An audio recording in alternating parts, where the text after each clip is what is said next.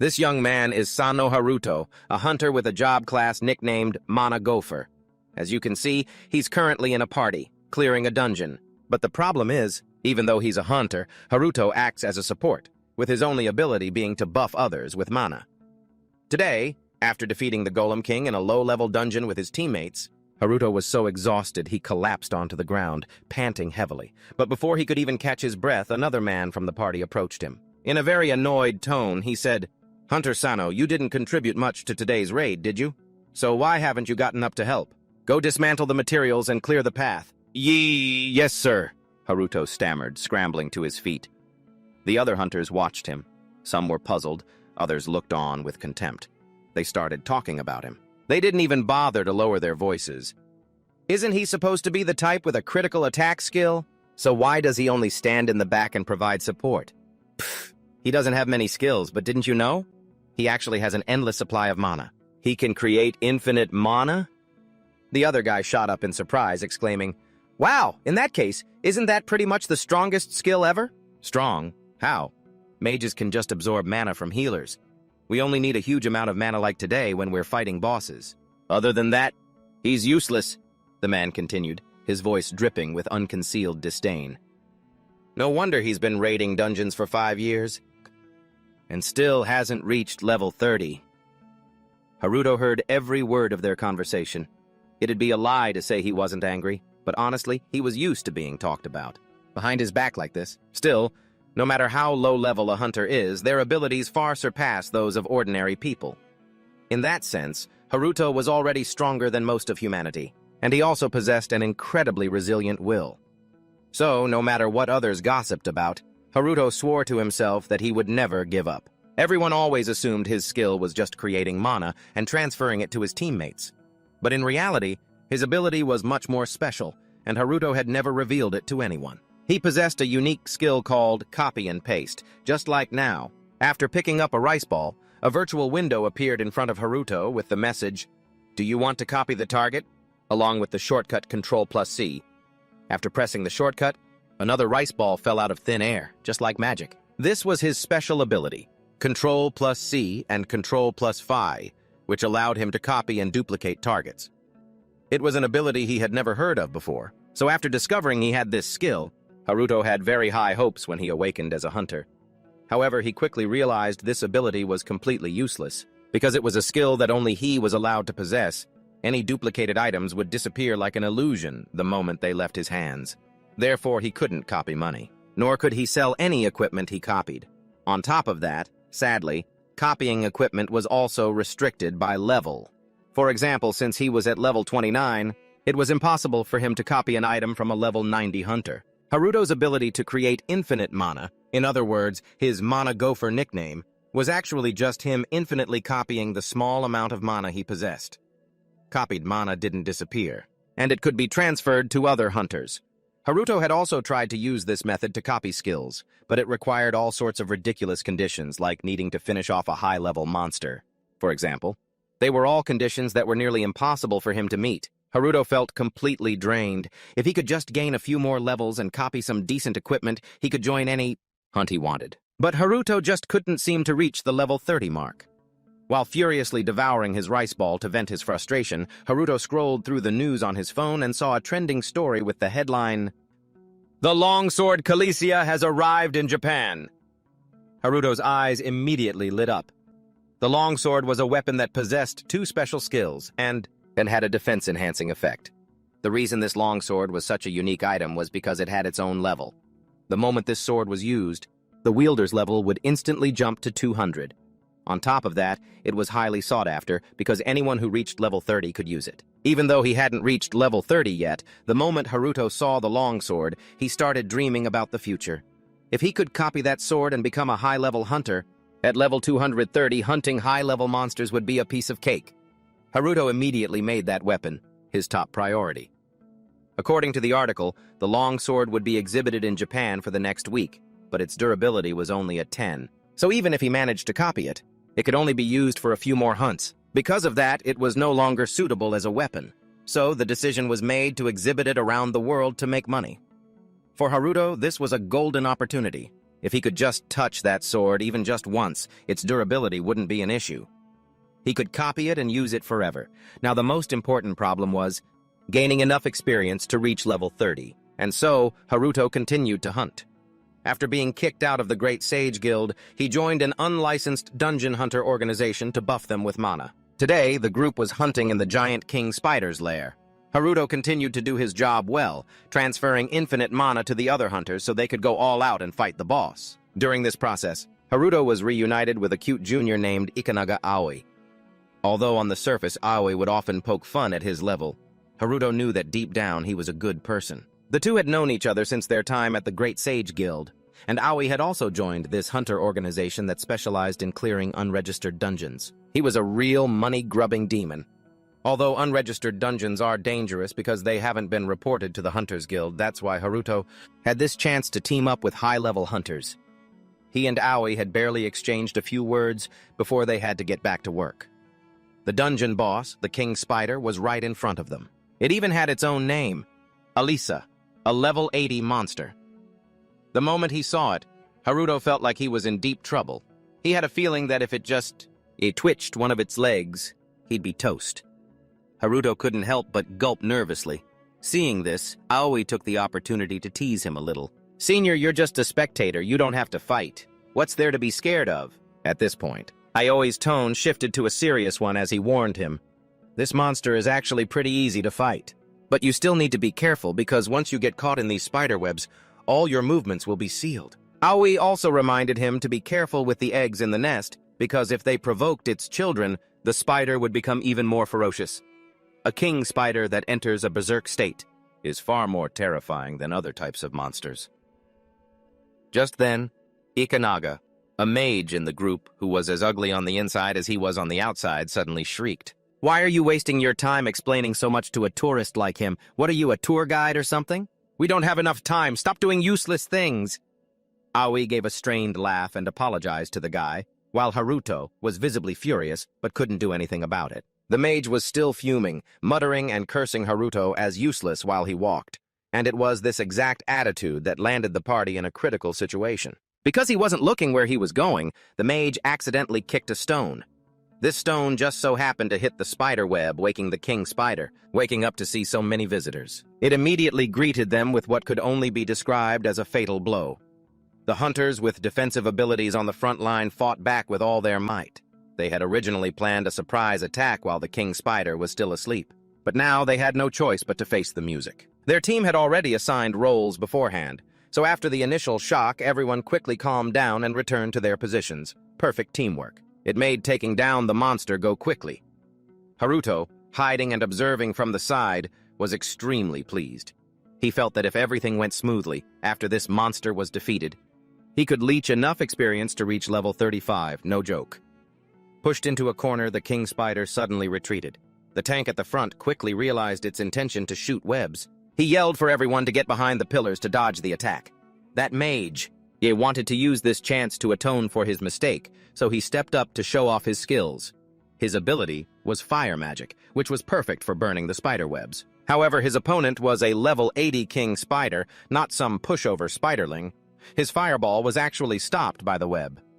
His pride wouldn't allow this to happen, so he continued to charge up, preparing to unleash an even more powerful attack. "Wait!"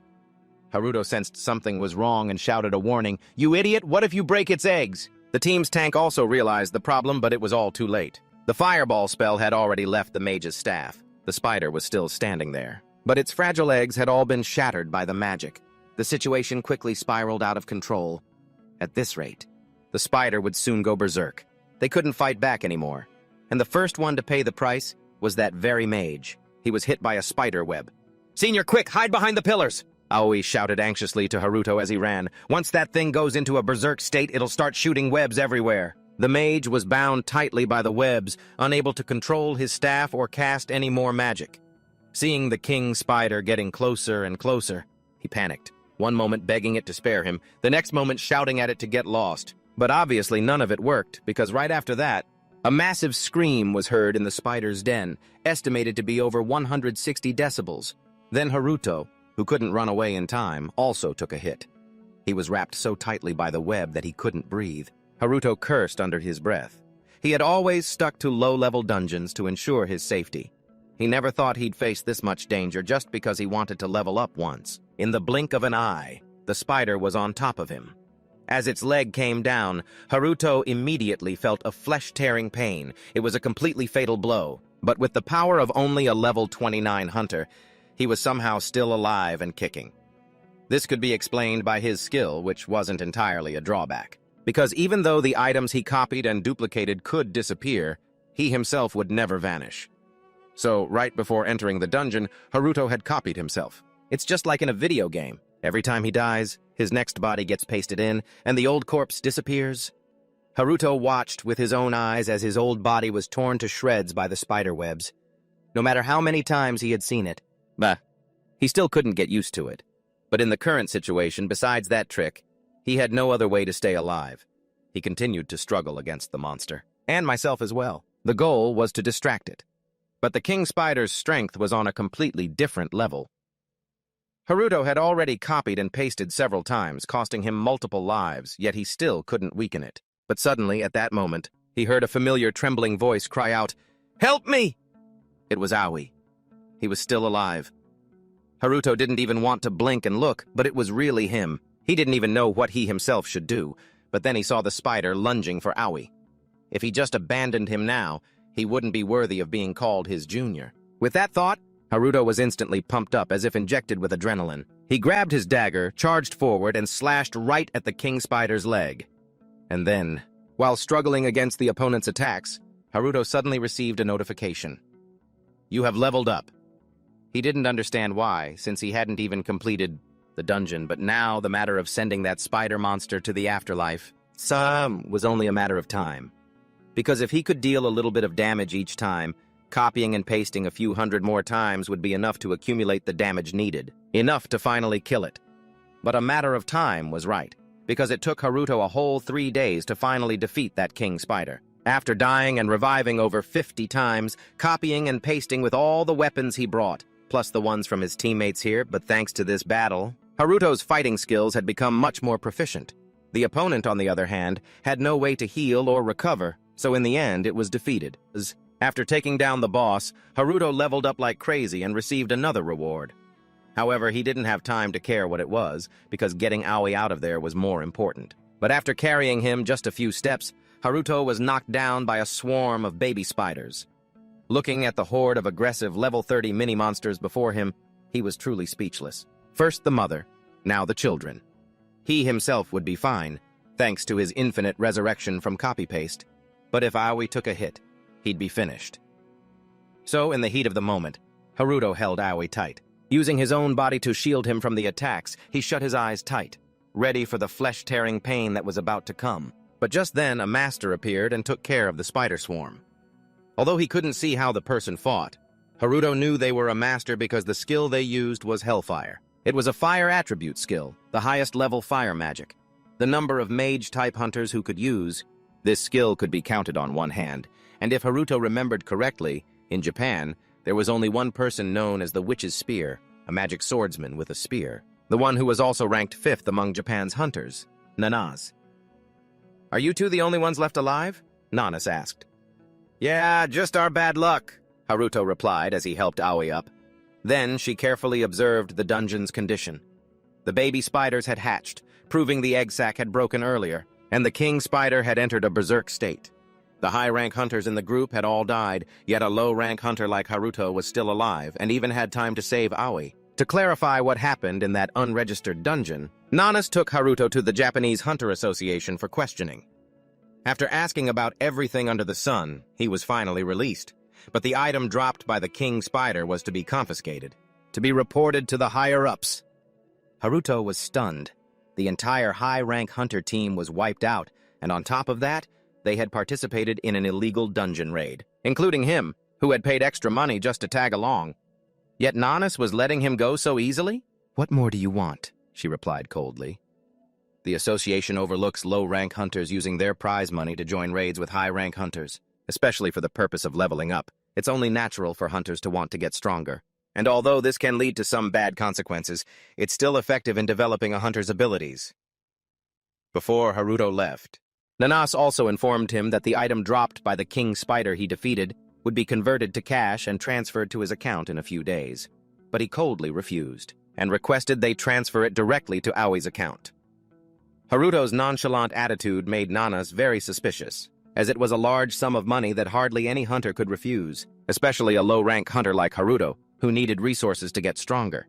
She felt he was definitely hiding something, but as for what he was hiding, Nanas couldn't figure it out just yet. After leaving the interrogation room, Haruto revealed a cunning smile. How could he not covet the item dropped by a boss monster?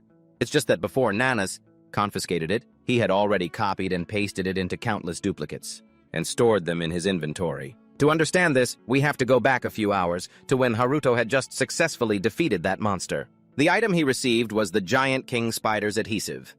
According to the system's description, this thing had powerful adhesive properties, just like the giant king spider's silk. Haruto couldn't help but feel disappointed. What the hell was the difference between this lump and a tube of superglue? He couldn't believe he'd risked his life over and over just to get this useless item. While he couldn't find a use for it yet, Haruto took the opportunity to create copies first. After the process was complete, he took out the original giant king spider's adhesive to examine it one more time. But this time, it suddenly vanished right in the palm of his hand. Haruto stared in amazement, and then a system notification immediately popped up to answer his questions. Giant king spider's adhesive has been merged with an existing skill. Ctrl+V has been upgraded. Model. This notification was even more astonishing because it was the first time Haruto had ever heard that his pasting skill could be evolved. He'd always thought its uses were pretty limited. Who knew it could be upgraded? It seems the item that dropped from the Spider King was compatible with the Kanshin 5 skill. In that case, if I find an item compatible with the Kanshin C skill, it can be upgraded too. After evolving, Haruto's pasting skill unlocked 3 new skill options. First, he could copy a target and then paste it for a duration of his choosing. Second, he could paste a target anywhere for a fixed period. The final option was that he would not be stuck by the giant Spider King's webs.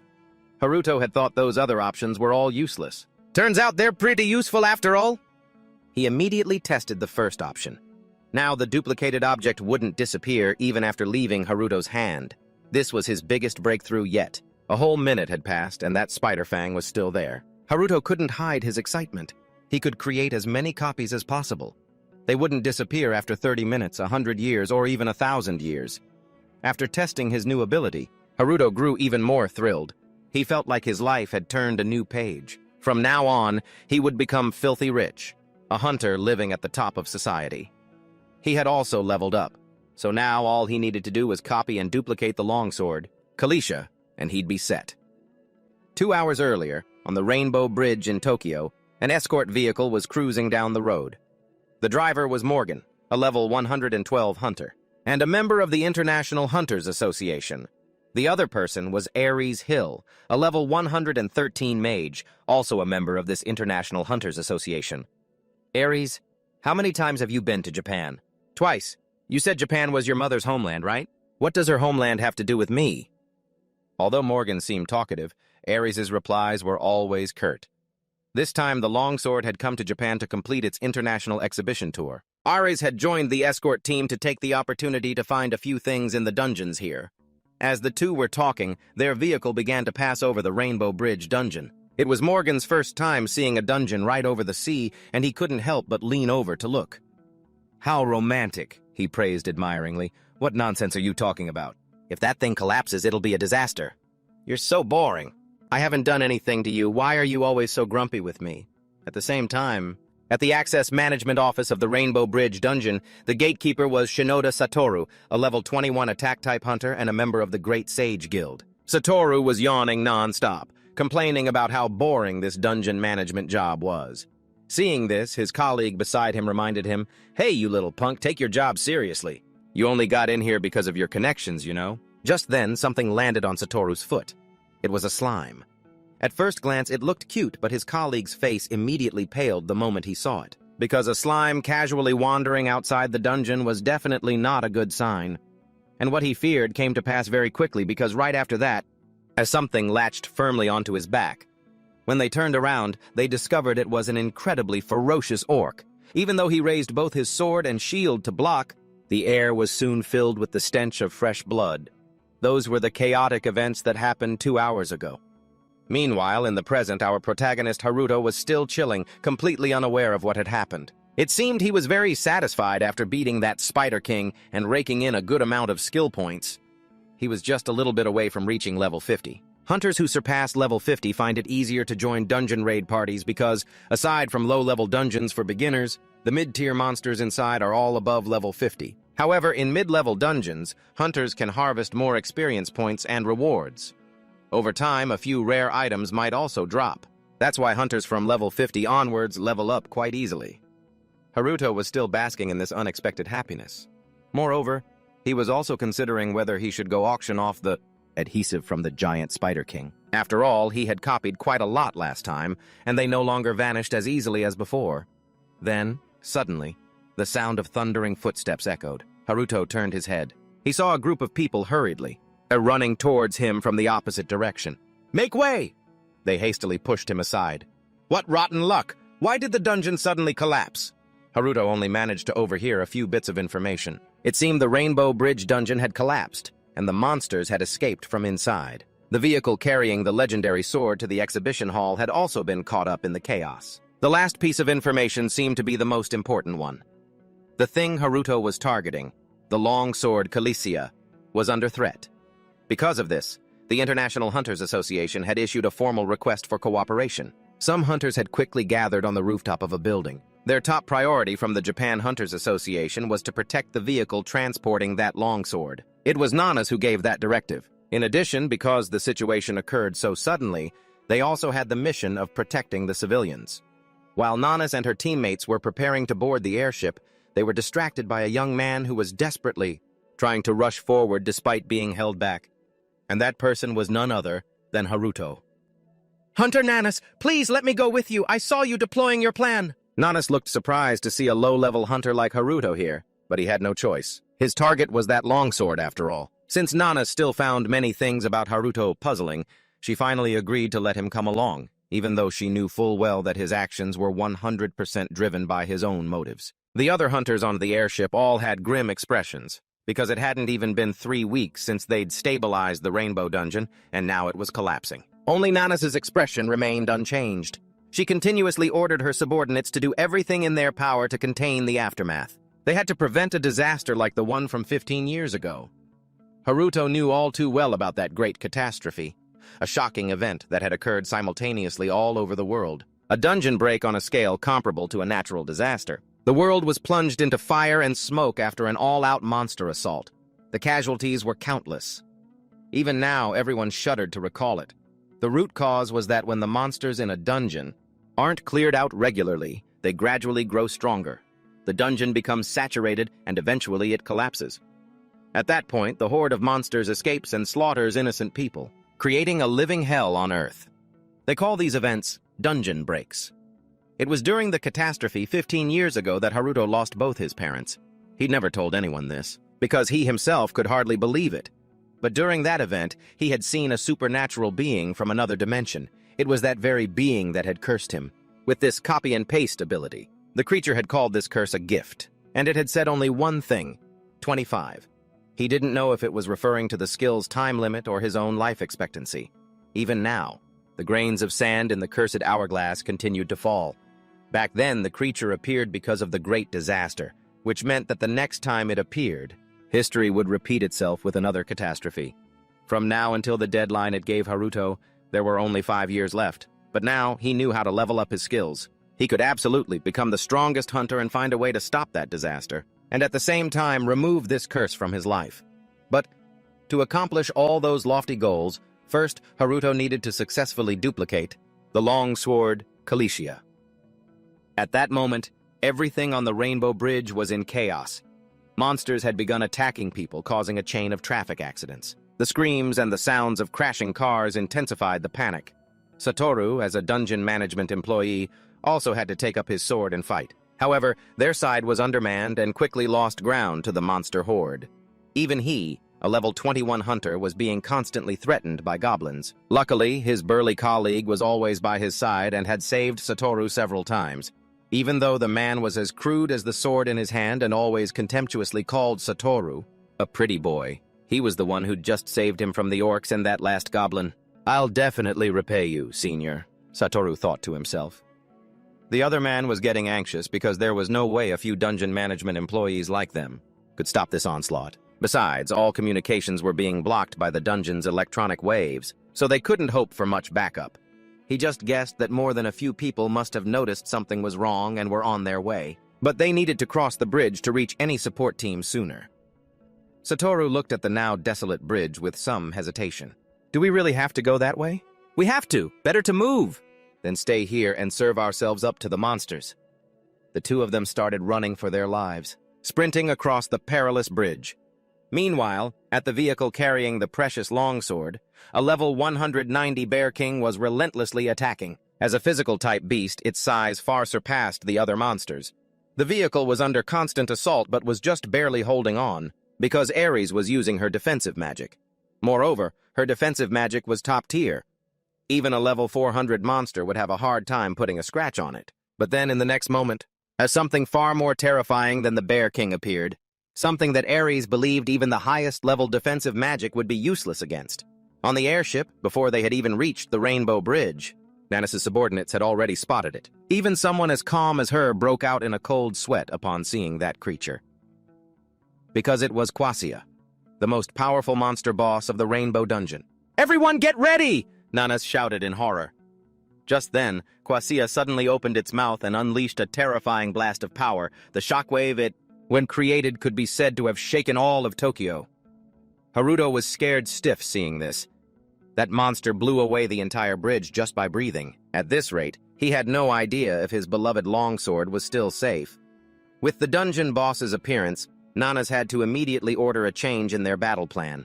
"All association members will take control of this area." After everyone had disembarked from the airship, she remembered Haruto's existence. He had vanished without a trace. But Nanas wasn't too concerned. Someone at level 29 who survived an encounter with the Spider King, this probably isn't enough to kill him. Nanas put Haruto out of her mind and activated her first very familiar skill, Hellfire. Blue flames shot out from her serpent-headed spear, surrounding Quasia and creating immense pressure. This was the second time Haruto had witnessed this skill, and he felt it was just as stunning as the first time. This only strengthened Haruto's resolve to copy it in the future, no matter what. As for him, he had already landed safely thanks to the web-shooting skill he'd copied from the giant Spider King.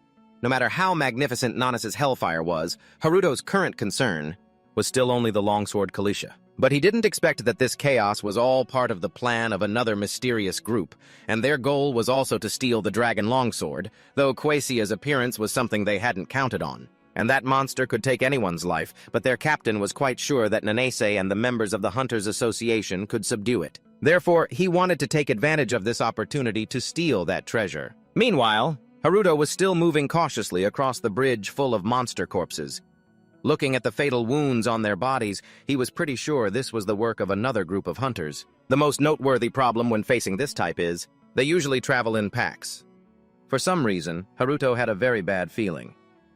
"It's okay, just run." Suddenly, someone screamed, making him jump. It turned out to be that rich kid, Satoru.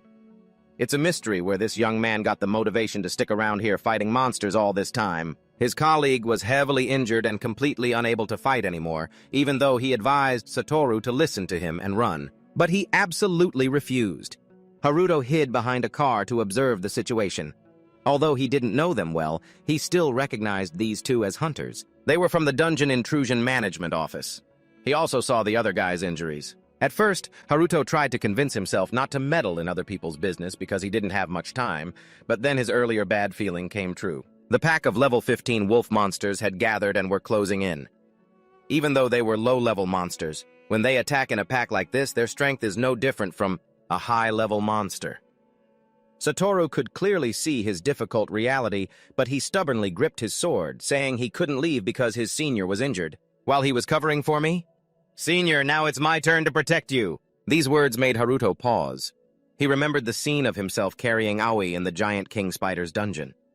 Haruto's compassion flared up intensely once again.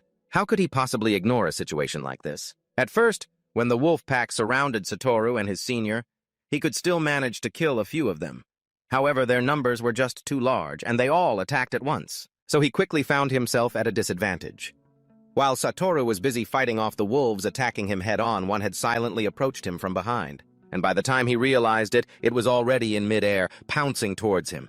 At this speed, Satoru had absolutely no way to dodge in time. And then, Haruto appeared like a god, using his own body to knock the wolf off its original attack trajectory. His appearance made Satoru very grateful. But the problem still wasn't solved because the wolf pack was growing larger by the second. Satoru didn't want to drag an innocent person into this, so he yelled for Haruto to leave quickly and let him hold them off, but little did he know he'd run into a guy even more stubborn than himself. Looking at the ferocious wolf pack, Haruto suddenly flashed a sly grin. He knew what he had to do. With that thought, Haruto opened his storage and took out the adhesive fluid of the giant king spider. He had originally planned to auction it, but using it in a spectacular battle like this was well worth it. Haruto continuously copied and pasted the spider silk.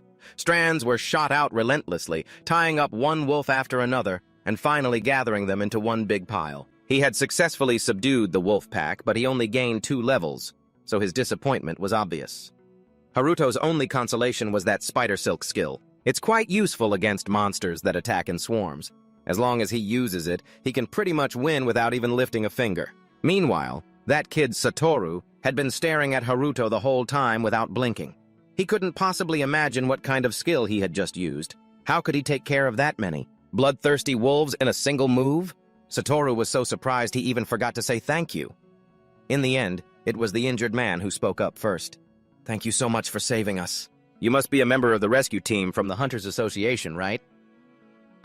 Yes, Haruto answered sheepishly. After all, they did arrive on the same helicopter, so it wasn't exactly a lie, right? "In that case, I'm sorry, but could you take him with you?" The man continued with his request, but before Haruto could even answer, Satoru started throwing a fit. He didn't want to abandon his senior in a time of crisis. Even if he had to die in battle, he wanted them to be together. "You idiot! It's safer to go with him!" The other guy was at a loss for words, not knowing how to persuade the kid. Haruto stood to the side, watching the drama and thinking to himself, "Oh, this scene is just like, if my senior doesn't make it, I'm ready to be buried with him." However, he couldn't agree to the man's request. After all, he only knew how to copy and paste. Taking the boy with him would only put him in more danger. Haruto had no other choice but to open his storage and take out a mid-grade healing potion, handing it to the injured man. "You won't be able to fight, but I guarantee this potion will help you recover enough stamina to move somewhere else. You shouldn't stay here any longer." The man seemed astonished. He even asked Haruto in return, "Why would you give me such a valuable item?" "Because you have to survive and return with your junior," Haruto replied, speaking as much to the other man as to himself. And the image of him now, through Satoru's eyes, was just insanely cool. In his eyes, Haruto was now no different from a hero. Therefore, he decided to bow a full 90 degrees as a sign of his gratitude, as a way of showing his utmost respect. "My name is Shinoda Satoru, a guardian of the Yenbao Bridge Dungeon. Please, at least remember my name someday. I will definitely repay you for saving my life." Haruto, who was about to leave, stopped in his tracks at those words. Instead of someday, he felt Satoru might as well repay him today. So Haruto asked him to help find the International Hunters Association transport vehicle carrying the longsword, because he was, in fact, hopelessly bad with directions. Haruto's target, the vehicle with the sword, was still being attacked by that Bear King. Ares was exhausted from constantly casting defensive magic, so she decided to put it to sleep. Moji mocked her, saying that a hunter who always uses non-violent methods is no different from a monk. But this time, before the two could even start bickering, a new threat arrived. With his sharp reflexes, Moji managed to draw his sword in time to slice a hidden weapon in half that had just been thrown at them. He had already anticipated that someone might try to take advantage of the chaos to steal the longsword. However, when the opponents revealed themselves, even the ever-calm Ares' expression changed. The moment the mysterious group of thieves appeared, they immediately launched an attack. Setting aside their actual strength, their numbers alone overwhelmed the two of them.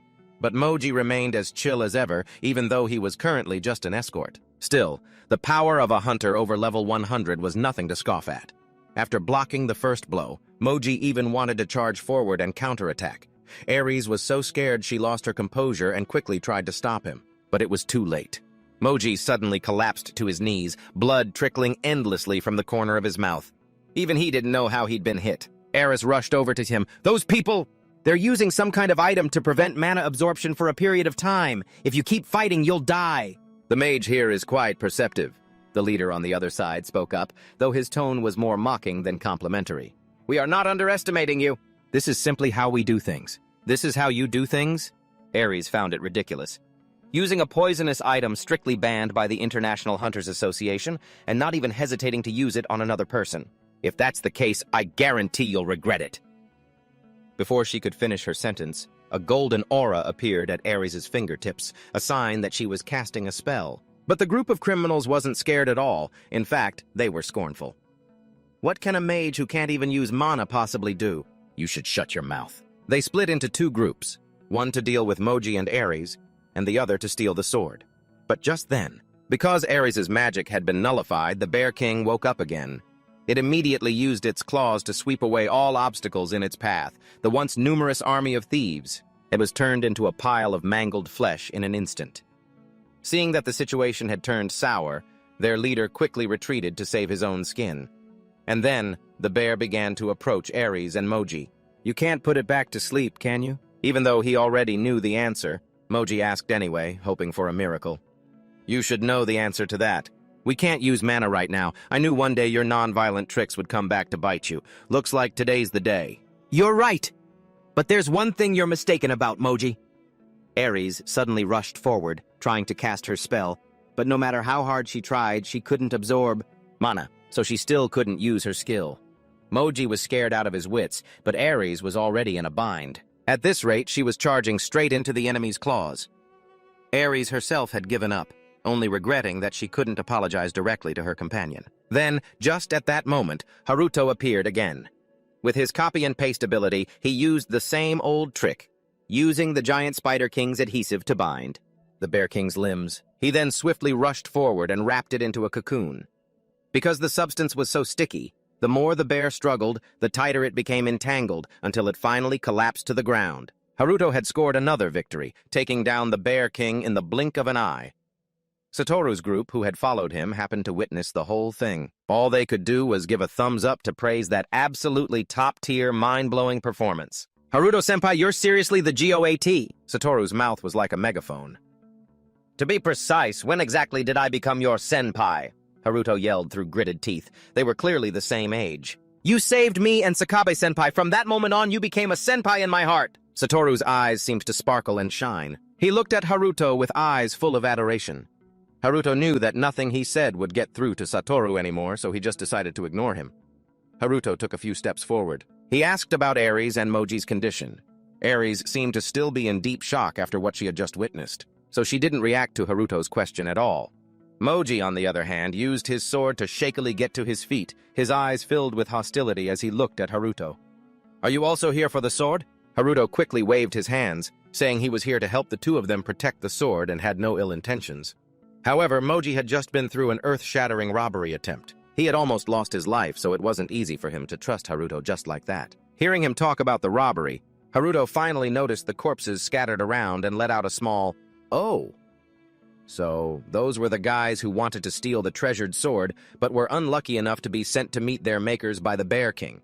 Then you should be thanking that bear, but lol. If those guys had succeeded with their scheme, you wouldn't have stood a chance of getting near the longsword. But now, figuring out how to explain this to Moji is also a real headache. Because this guy looks like he's ready to draw his sword at any moment. He could bind a monster in a single move, but not a hunter with combat abilities as formidable as his. While Haruto was probably still thinking of what to say, Satoru yelled at the top of his lungs, "Wait! Why are you two repaying kindness with hostility? He tried to help, even saved your lives, and now you're treating him like a thief?" With that, Satoru took out his employee ID to prove his identity. "He's a member of the Japan Hunter Association, and I and Senior Sakabe are the hunters responsible for managing this dungeon." Perfect. This was the first time Haruto had seen Satoru's interruptions be useful. Seeing that Moji seemed to be calming down, Haruto decided to push things along a bit more.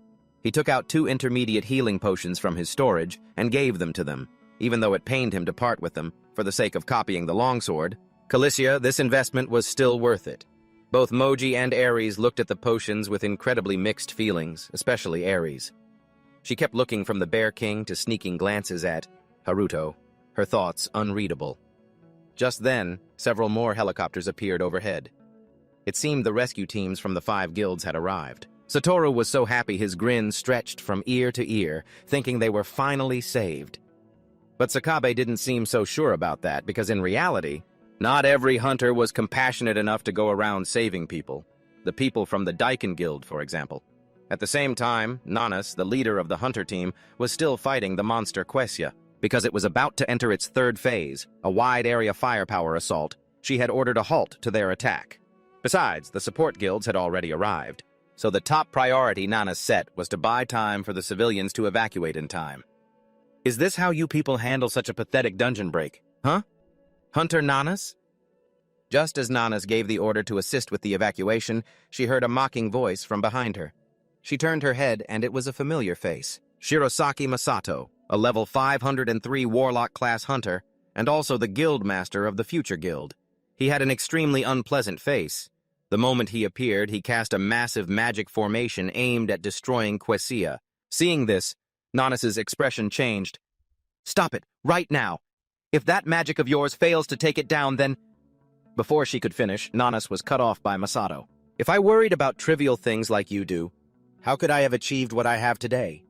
Last time, also on this Dianbao Bridge, only you and the Hunter Association participated in stabilizing the dungeon. Let me tell you, that incident really pissed me off. And for that very reason. This dungeon break event was making Masato very excited. He wanted to finish off Quesia himself and hoard all the loot dropped by the monster. Having said his piece, Masato immediately activated his Black Lightning skill. Thunder and lightning instantly crashed down. Nanas urgently ordered everyone to evacuate from that lightning. Even a massive monster like Quesia couldn't withstand it. If tiny humans like them were hit, what would be left? Masato's Black Lightning had destroyed the middle section of the bridge. Thanks to his thread-weaving skill, Haruto managed to escape. He also managed to use his adhesive threads to grab the other 4 people and the truck carrying the longsword. Otherwise, the whole group would have fallen into the river. After climbing back onto the bridge, the first thing that met Haruto's eyes was a set of large, sharp teeth. When he realized it was Quesia, he was so scared he clamped his mouth shut. But then, Haruto realized it seemed to be unconscious. It looked like it had been subdued. Right after, Masato leisurely descended from above, hovering in the air right in front of Haruto with a look so proud it was arrogant. "What's this? There are still survivors over here?" he asked nonchalantly. "You look like just some low-level hunter, but you did well." Haruto didn't want to respond to such condescending remarks. His gaze fell on the emblem pinned to the man's chest. He had seen that symbol before, so he quickly recognized it as belonging to the 3rd-ranked guild in the country, Future. "You look like you're from a support guild, but isn't your objective supposed to be rescuing civilians and stabilizing the escaped monsters?" A moment later, Haruto finally spoke, his first sentence a direct question. "Rescuing civilians and pacifying monsters? Look over there. All the surviving civilians have already been evacuated," Masato replied dismissively. The reason he had landed here was because of an annoying crying sound. It didn't belong to Quesia, but to the Bear King that was bound in spider silk. Masato could tell just by looking that this silk belonged to the giant Spider King, and with just a flick of his finger, he could make the supposedly unbreakable thing snap apart along with it. The Bear King's body was torn into 100 pieces. It would be a lie to say he wasn't scared. Haruto's eyes widened in shock as he watched the man make short work of the level 200 monster that was tightly bound in King Spider silk. In an instant. After the Bear King was sent to the afterlife, Haruto, having dealt the most damage to it, received a lot of experience points. The continuous sound of leveling up notifications made Masato take notice. Is that the sound of leveling up? Did you catch that furry thing just now? Oops, sorry for snatching your kill. Masato's tone was filled with contempt. He didn't even bother to hide his disdain. He openly mocked Haruto. The reward for finishing off the Bear King was a bear claw, which Masato tossed to Haruto like charity, saying he didn't need it, so he was giving it to him. Even though the other guy was a level 503 hunter, Haruto couldn't stand his arrogance. He opened his mouth, about to retort, when Nanas suddenly appeared looking frantic. Seeing Haruto still alive and well, Nanas let out a sigh of relief. Her intuition had been right about the series of dangerous events. They weren't enough to take Haruto's life. As for Masato, After seeing that the two knew each other, he automatically assumed Haruto was a member of the Japanese Hunter Association. This only made him find the kid even more annoying. The rescue team is over there handling the evacuation. You should go join them. If that dragon wakes up, it's going to launch a series of wide-range attacks. Nanas couldn't be bothered with that bastard. She turned to warn Haruto, who looked confused. Isn't it better to just kill Quasia while it's unconscious? But Nanas just shook her head regretfully, saying it was impossible. The thing is, boss monsters are classified by their ability points. When their life energy, or HP for short, drops below 30%, they activate their ultimate move. This move has two forms, Berserk and a wide-range attack, both of which cause the boss to start attacking erratically. Low-tier boss monsters and mid-tier ones usually fall into that Berserk state. In that situation, you just have to be extremely careful with them. And Berserk mode doesn't necessarily have separate phases. However, a high-tier boss like Quasia has a massive amount of HP, so it can activate both ultimate moves, Berserk and a wide-range attack. That's why subduing it must be done in phases. Phase 3 begins when the boss senses a threat to its life. It's rumored that they unleash attacks as ferocious as an atomic bomb, powerful enough to obliterate everything in the vicinity. This Quasia is in Phase 3 right now. It's absorbing mana from the surrounding area and creating a protective barrier for itself during this time. No matter how powerful our attacks are, they'll be useless. That's why the only option is to quickly evacuate the civilians to avoid casualties. Just as Nanas finished speaking, Quasia's eyes suddenly snapped open. She clicked her tongue in frustration. The monster woke up even sooner than she'd imagined. Masato, however, was still brimming with confidence. He wanted to turn Quasia into his own personal prize before the shockwave was unleashed. Hunter Sano, I trust you'll survive this shockwave too. Nanas rephrased her words to warn Haruto to be careful, but Masato found the whole thing laughable. How could he possibly survive? If you do end up kicking the bucket, don't you dare blame us. After all, a low-level hunter dying in a dungeon is just like a civilian dying in a traffic accident. With that said, both Masato and Nanas charged toward the monster. Only Haruto was left. He quietly stored the Bear King's claw in his inventory, only one thought running through his mind. The Guildmaster of Future, wasn't it? This was never part of my plan, but it looks like I'll have to take down Quasia before you do. You bastard Shirosaki Masato, consider this my revenge for what you just did. Just then, Haruto pulled up Satoru and Ares. He said he had a favor to ask Moji and Ares. Their lives were all in danger because Quasia had entered Phase 3. The only way to save everyone was to defeat it before it launched its wide-range attack. Haruto wanted to be the one to do it, and to do that, he needed the longsword, Kalisa.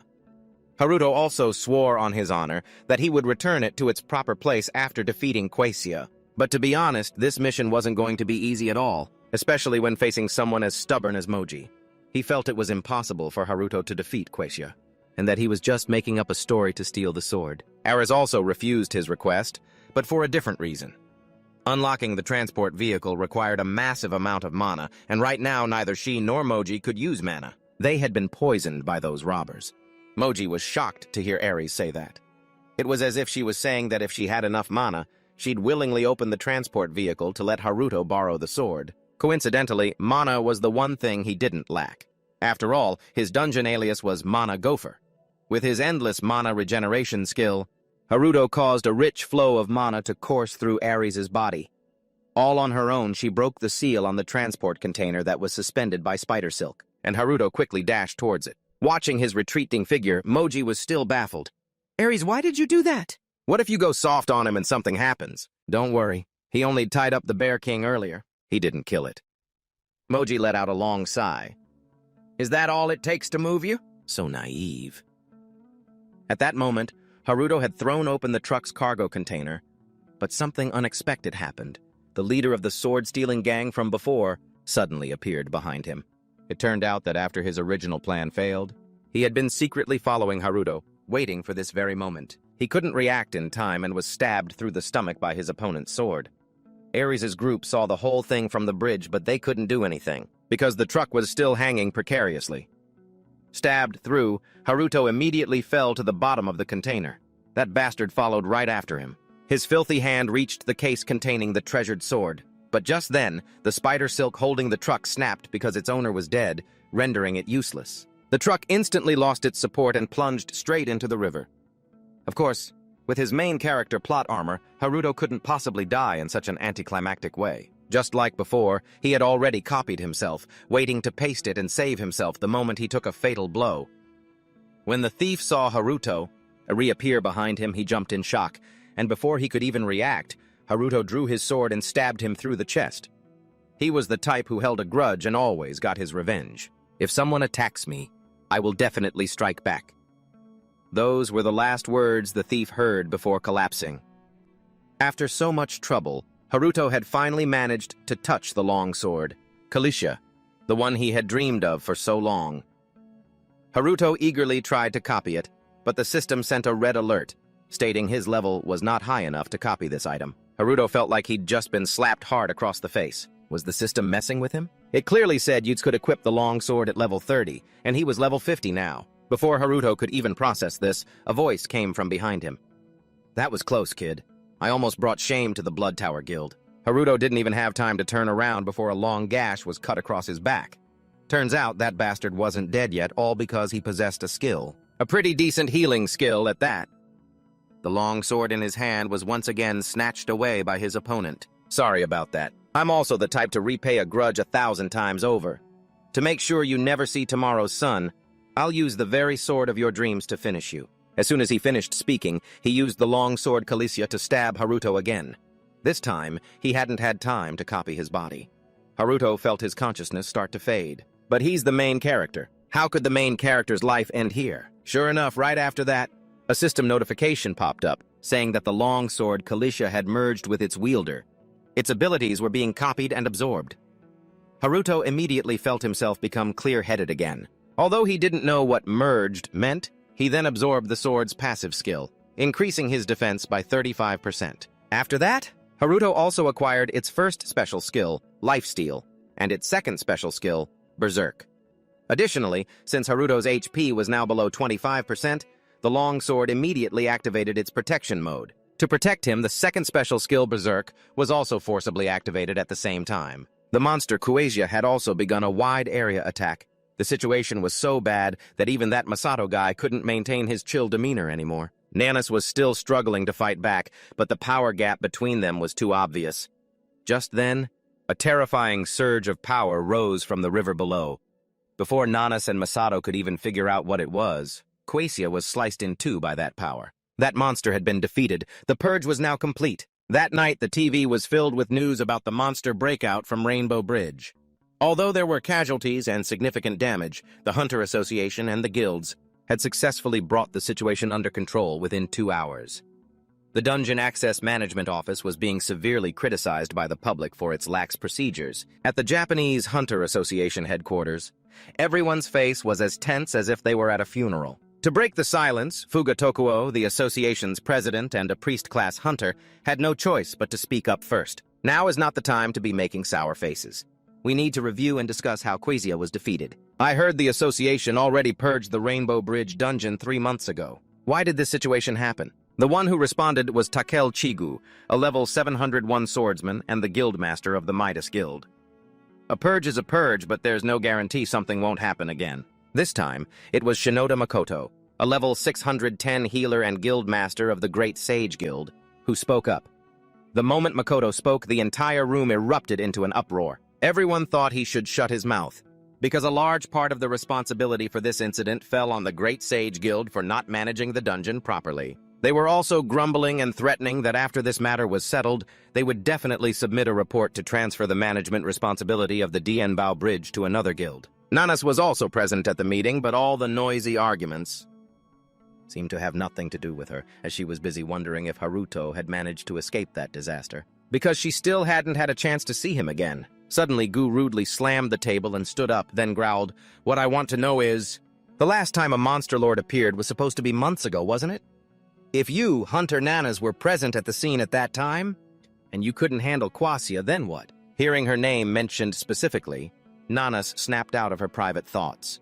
She mimicked what Gu had just done, slamming her hand down on the table with all her might. The table was already rickety after Gu's outburst. Now, under the additional force from Nanas, it shattered into pieces. Masato, on the opposite side, seemed to have anticipated this, so he had already activated a shield and continued to calmly sip his tea. The others who weren't as quick to react could only endure the fragments of the table flying straight at them. Nanas's action was like giving Gu a taste of his own medicine, making him furious. If this weren't a serious meeting, the two of them would have probably lunged at each other by now. Guildmaster Takaichi, it seems a member of mine has just behaved rudely. I will apologize to you on her behalf. Furthermore, Chairman Tokuo spoke up first, so Gu couldn't settle the score with Nanas. He could only grumble, "Such impudence. If she keeps showing off like that, she'll get herself killed sooner or later. You'll see." Facing pressure from the master of a top-tier guild, Nanas, a woman, showed no fear. She slowly stood up and said, "They say seeing is believing, and I find that a demonstration is the quickest way to convince you. So please don't misunderstand. The skill I just deployed was a reward for defeating, the recent Quassia. It's called Shockwave. Guildmaster Shirasaki, who also contributed to taking down Quassia this time, can vouch for me." Masato was still calmly sipping his tea. Suddenly, he was dragged into the matter by Nanas. Under the gazes of everyone in the room, he nearly choked on his tea and snorted it out his nose. Well, to be honest, I didn't really have time to see what the reward was, but I don't think she's lying. Since Masato had spoken up, Chairman Tokuo quickly seized the opportunity to put him in the spotlight, praising his contributions during the disaster. This time, the entire room immediately gave Masato a round of applause, like a first grader who had answered a question correctly. On the surface, Masato just gave a strained smile to get it over with, but his gaze remained fixed on Nanas. He knew right away that she still held a grudge against him for jumping in and interfering, only to gain no benefit from it. Masato swore that he would definitely get his revenge and redeem himself not only against Nanas, but he also had to find the mysterious figure who had taken down Quassia in a single blow, stealing his thunder. Nanas didn't want to linger in this noisy, disorderly place any longer, so she made an excuse to leave. Regarding the cause of the recent breakout, she proactively took responsibility and would investigate it herself. In addition, Nanas bluntly stated that she also wanted to question the guilds for their delay in sending aid. As soon as she said this, several guildmasters looked up at the ceiling and down at the floor, not daring to meet her piercing gaze. But then, before Nanas could even leave, the doors to the meeting room burst open. The one who appeared was Moji, now dressed in an elegant suit, along with his companion Ares. "Excellent. It seems the meeting isn't over yet." Moji introduced himself and said that he had brought important news to share with everyone. That news was that the long sword Kalisha had been stolen during the chaos. And because the incident occurred while it was being transported to an exhibition in Japan, Moji requested that this country's Hunter Association assist him in recovering the sword as soon as possible. Of course, he also brought an official proposal for cooperation from the International Hunter Association. The moment Gu heard this, he immediately spoke up to object. Even though he wasn't personally at the scene, he was second to none when it came to picking up gossip. "Hold on. I heard that when the transport vehicle was attacked, you people unsealed it yourselves?" "That's right, we did. But it was with the cooperation of Hunter Shinoda Satoru of the Great Sage Guild and Sano Haruto of the Japan Hunter Association," Ares replied. Her words made two people jump in surprise. Those two were the Guildmaster of the Great Sage Guild and the Chairman of the Japan Hunter Association. However, while Guildmaster Makoto acknowledged Satoru as a member of his guild, Chairman Tokuo couldn't find any report about a hunter named Sano Haruto in his association. Hearing the familiar name, Nanas's hand unconsciously clenched into a fist from the tension. Masato saw this expression on her face and couldn't help but let out a cunning smile. It looked like his chance for revenge had arrived even sooner than he'd expected. Masato immediately spoke up. "You're talking about the person who tied up the Bear King with Giant King Spider Silk, right? I also met him on my way, and surprisingly, I was also convinced that he was a member of the Hunter Association. Then in that case, we should ask Hunter Nanas, shouldn't we?" Moji once again directed the attention toward Nanas, as Masato had deliberately, yet seemingly accidentally, mentioned that she and Haruto knew each other. Moreover, it was Nanas herself who had agreed to let him board the association's rescue helicopter. At the same time, that thief had brought his prize, the longsword Kalisha, back to his master.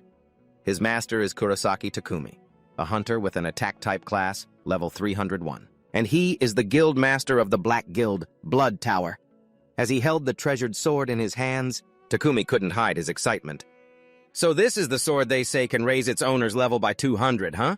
Maybe it recognizes its owner by fingerprint. That's amazing. Spent hundreds of millions just to stir things up in that dungeon. Totally worth it," he mumbled. That was when the thief finally realized who was behind this whole operation. It was his own guildmaster. Just then, Takumi brought up how the entire raiding party had been wiped out, with only this captain left alive. He thought his boss was about to blame him, so he fearfully bowed his head. I'm so sorry. On this mission, I ran into some weirdo, but please rest assured, sir. He's definitely dead. Takumi pondered for a few seconds, then tossed a bag of money in front of the man, saying it was a reward for him and for his fallen comrades. Once this was over, he would be free to do as he pleased. The captain received the money and thanked him profusely, but before he could even grab the cash and run, Takumi started to laugh. Heh. But this mission was a failure, wasn't it? The man jumped. Huh? What are you talking about? This sword was only part of it. What kind of idiot would sell it for just 1 million? You were also planning to make some money off this legendary sword, weren't you? The man didn't understand the deeper meaning of Takumi's words, but he knew it meant he was planning to silence him for good. In a panic, he grabbed the bag of money and tried to run, but the sword in Takumi's hand flashed, and in an instant, the man who was alive and well right in front of him was sliced in two, and because of this, the durability of the longsword Kalisha dropped by another 2 points from 10 down to 8. Takumi clutched his head with a bitter laugh. Man! If this thing breaks before I can get it repaired, I'm in big trouble. Elsewhere, after a nightmare about the mysterious creature that had cursed him with this ability, Haruto woke up in terror. Before he could even shake off his panic, something suddenly threw itself into his arms. Haruto-senpai, you're finally awake! You were unconscious for so long I was scared to death! Turns out it was that annoying kid, Satoru. Haruto felt like he was just overreacting, but according to Satoru, the scene back then was truly terrifying. After you took care of that monster, a huge pillar of light shot up from the sea, and then, bam! The shockwave turned everything into a total mess. Just then, a man lying in the bed next to them overheard their conversation, sat up and asked, "Were you guys at the Wailing Bridge dungeon?" It was only then that Haruto noticed both he and the annoying kid were wearing patient gowns. It seemed they had been brought to the same hospital. After hearing the man's question, Satoru excitedly recounted the entire story to him from beginning to end. Haruto just couldn't keep up with this kid's energy, so he got out of bed, wanting to take a little walk. He might not look it, but he's the one who saved you. Hunter Sano! Haruto stopped in his tracks. Turns out, Sakabe was also in the bed right next to him, though his injuries looked much more severe. According to Sakabe, Haruto had vanished back then. And it was Satoru who insisted on saving you at all costs. He even put pressure on the Great Sage Guild's reconnaissance team. This whole incident caused a huge uproar. In the end, they found Haruto unconscious on the shore. Haruto felt like something was off.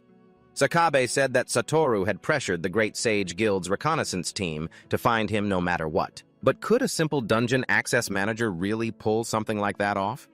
Thinking back, Satoru's last name was Shinoda, wasn't it? And the guild master of the Great Sage Guild is Shinoda Makoto. Could those two possibly be related? No way. The moment the thought appeared, Haruto himself dismissed it. As if. This isn't some movie or drama with a plot twist like that. Meanwhile, at the headquarters of the Japan Hunters Association, the situation was still very tense. Nanas, Chairman Tokuo, Moji, and Ares had gone into a private room to talk. The latter two announced that, after the incident with the transport vehicle falling into the sea, Haruto had died. Nanas's expression didn't change in the slightest. This made Moji extremely uneasy. "You don't seem very surprised," he probed. "Well, hunters are still human. They can be close to the line, between life and death at any moment." Nanas calmly picked up her coffee cup and took a sip. Moji sighed, feeling that she and Haruto truly had no relationship whatsoever. Regarding the proposal to cooperate in finding the sword, and Chairman Tokuo had already agreed and promised to give his full support to retrieve the longsword Kalisha. Ares didn't beat around the bush and directly asked Tokuo for a few high-ranking hunters to help, because she already had a lead on the sword's location. Because the longsword Kalisha isn't a bound item, meaning an item that can only be used by certain people or those who meet specific conditions. Instead, it's engraved with a pattern used to identify the user's rank. Ares can sense and track that pattern. She also knows that someone used the sword about an hour ago. Hearing this, Nanas frowned slightly. There had never been any information before that they could investigate and track it using that engraved mark. So it seems this was the real reason they were willing to lend Haruto the sword. Ares continued with the most important issue, the sword's durability, which was previously only at a mere 10 units. Because someone just used it, that durability has surely decreased. If this continues, it will definitely disappear from this world for good. Oh, so the only clue is to find your mother, Ares, the one who disappeared during the Great Catastrophe 15 years ago, right? Nana suddenly spoke up. Her words left the two people opposite her utterly shocked. How did you know? Nanas held up the file she had been flipping through. It's the classified file on you and Moji. Did you really think I became a captain purely by luck? Or what? We even know that precious sword is a memento from your mother. As Nana said this, Ares suddenly shot to her feet, her previous arrogant demeanor completely gone. She bowed 90 degrees and earnestly pleaded, Hunter Nanas, please help me retrieve my mother's memento. After leaving the chairman's office, Nanas's mind was filled with thoughts. She felt that Moji and Ares were still hiding something. Besides, she didn't believe a word they said about Haruto, because she knew he wasn't the type to die so easily. Suddenly, Nanas heard someone call her name. Turning around, she saw it was Makoto, the guild master of the Great Sage Guild. He wasn't one for idle chatter, so if he was meeting her privately, he definitely had something important to discuss. And what Makoto wanted was to invite her back to the Great Sage Guild. After hearing this, Nanas just sighed and gave a sarcastic smile. The number of dungeons keeps increasing, and yet the major guilds that are supposed to be managing them are off establishing their own private companies. They only care about their personal interests, singularly focused on making a profit from the dungeons. And as for this recent dungeon break, and if it's traced back to the Great Sage Guild's negligence, then the entire guild will have to take responsibility. That's why I'm not coming back. Besides, there's still a lot of work to be done at the association. Dad. And here's the plot twist. Who would have thought that Nanas was the guildmaster's daughter? Makoto, for his part, knew she would react this way, so he could only chuckle. Actually, there's something else I wanted to discuss with you. Before leaving, he added, you should stop by the Central Hunter Hospital. The Central Hunter Hospital was where Haruto was currently recovering. He was hiding on the rooftop, checking his status. Regarding the longsword, Kalisha, although he couldn't copy the physical blade itself, he was able to absorb all of its abilities. This turned out to be a much better deal, because if Haruto had simply copied the sword, pulling it out every time he got into a fight would have been impossible to explain. Above all, the sword's unique skills were incredibly useful, especially that berserk skill. It activated at the perfect moment, though it did trigger right before he was about to kick the bucket. So he had to endure some soul-crushing pain, but hey, thanks to that skill, Haruto was able to finish off Quesia, that terrifying over-level 400 monster, in a single blow. Looking back on it, Haruto couldn't believe he'd actually pulled it off. After defeating Quesia, its shockwaves were absorbed by him and automatically converted by the system into two skills, frequency resonance and natural wave. His giant king spider thread skill also leveled up to level 2. The best part was that he could now use frequency resonance or natural wave at the same time as the spider thread skill. Haruto never imagined his copy and paste skill could reach a level where it could absorb and synergize with other skills. It really was a blessing in disguise. After absorbing the sacred sword, he had officially become a high-rank hunter at level 276. This was nothing short of a miracle because just a few days ago, Haruto was still a nobody who couldn't even break past level 30. Now, he had to find the bastard who stabbed him in the transport truck and nearly killed him. Just as he was thinking this, Haruto suddenly heard a familiar voice, loud enough to pierce his eardrums. Why do you have to make people worry so much? I told you to run away immediately if things got dangerous. Haruto realized it was Hunter Nanas. For someone usually so cold, to be making an expression like that. Haruto quickly ducked to the side to eavesdrop and see who she was talking to. He then heard an even more familiar voice say, It's all your fault. Sis, it's your fault for not stabilizing the dungeon properly. Nanas was speechless with anger, while Haruto was stunned by the scene in front of him. The person arguing heatedly with Nanas was none other than Satoru, and more importantly, he was calling her sis. Come to think of it, both of their last names were Shinodama. But he never imagined they were actual siblings. After Nanas and Satoru had a huge argument, she finally remembered Haruto. So is Hunter Sano safe? Where is he? How should I know? Go find him yourself. Hearing his name mentioned, Haruto instinctively tried to slip away. He was afraid Nanas was here to settle the score, having discovered that he had faked his association membership and tried to steal the sword. So Haruto decided to turn and run, but before he'd taken even 2 steps, he slammed into a chest as hard as rock, nearly breaking his nose. Well, look who's still alive. Ha! Sword. Thief. The person standing before Haruto was Moji. He put a special emphasis on those words, making the extent of his fury perfectly clear. Moji immediately grabbed him by the collar and slammed him against the wall. He was furious at having been so thoroughly deceived by Haruto. Because of his fake guild member status, Haruto desperately wanted to explain that it was all just a misunderstanding. But Moji gave him absolutely no chance to speak. They had all seen him get stabbed by that thief, but now he was alive and well with no signs of serious injury. So, he concluded that Haruto was an accomplice of that bastard. Things only got worse from there. With a fiery gaze, Moji began to draw his sword. Just then, Ares appeared to stop him, but it was no use. Moji didn't intend to use a skill. He just wanted to make the guy who scammed him pay the price he deserved. Haruto really didn't want to activate his skill here, but he couldn't just stand still and take a beating like that. And the skill he used this time was frequency resonance. The moment the tip of the sword was about to touch Haruto's fingertips, it suddenly shattered into 100 pieces. The commotion caught the attention of both Nanas and Satoru. They ran over just in time to see Haruto use this move. Nanas recognized it the moment she saw it. It was just like Quasia's shockwave. It would be a lie to say she wasn't astonished, not to mention wondering how Haruto could even use this move. His aura, so completely different from the day of the disaster, was enough to make her see him in a new light. The perspective shifts with the appearance of another character, Aritasara.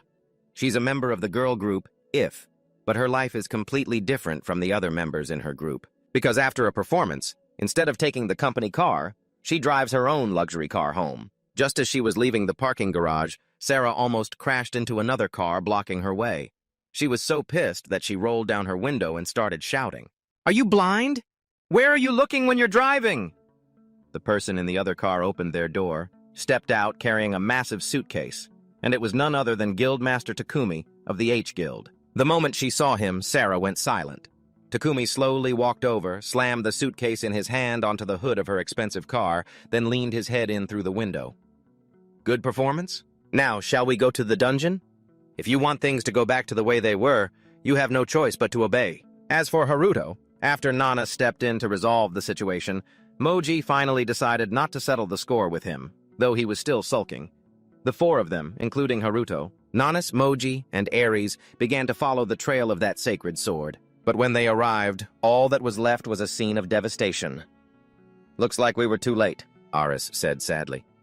"So does this mean we have to wait for that person to use the sword again?" Nanas asked. But before Ares could answer, Haruto remembered something and exclaimed, "Ah! Blood Tower! I just remembered. The culprit mentioned that name when he tried to kill me. He said he was from the Blood Tower Guild." Nanas had never heard of that name, so she immediately guessed it was a dark guild operating in secret. Moji, on the other hand, was looking very impatient. He knew the sword wouldn't last much longer. But Nanas already had a solution in mind with the small clue Haruto had just revealed, because she knew someone who was very well informed about these kinds of things. As for Sarah, the fact that Takumi sought her out proved that her identity was anything but ordinary, and that was indeed the case. Just like Haruto, she was one of the people blessed by a mythical creature during the disaster 15 years ago.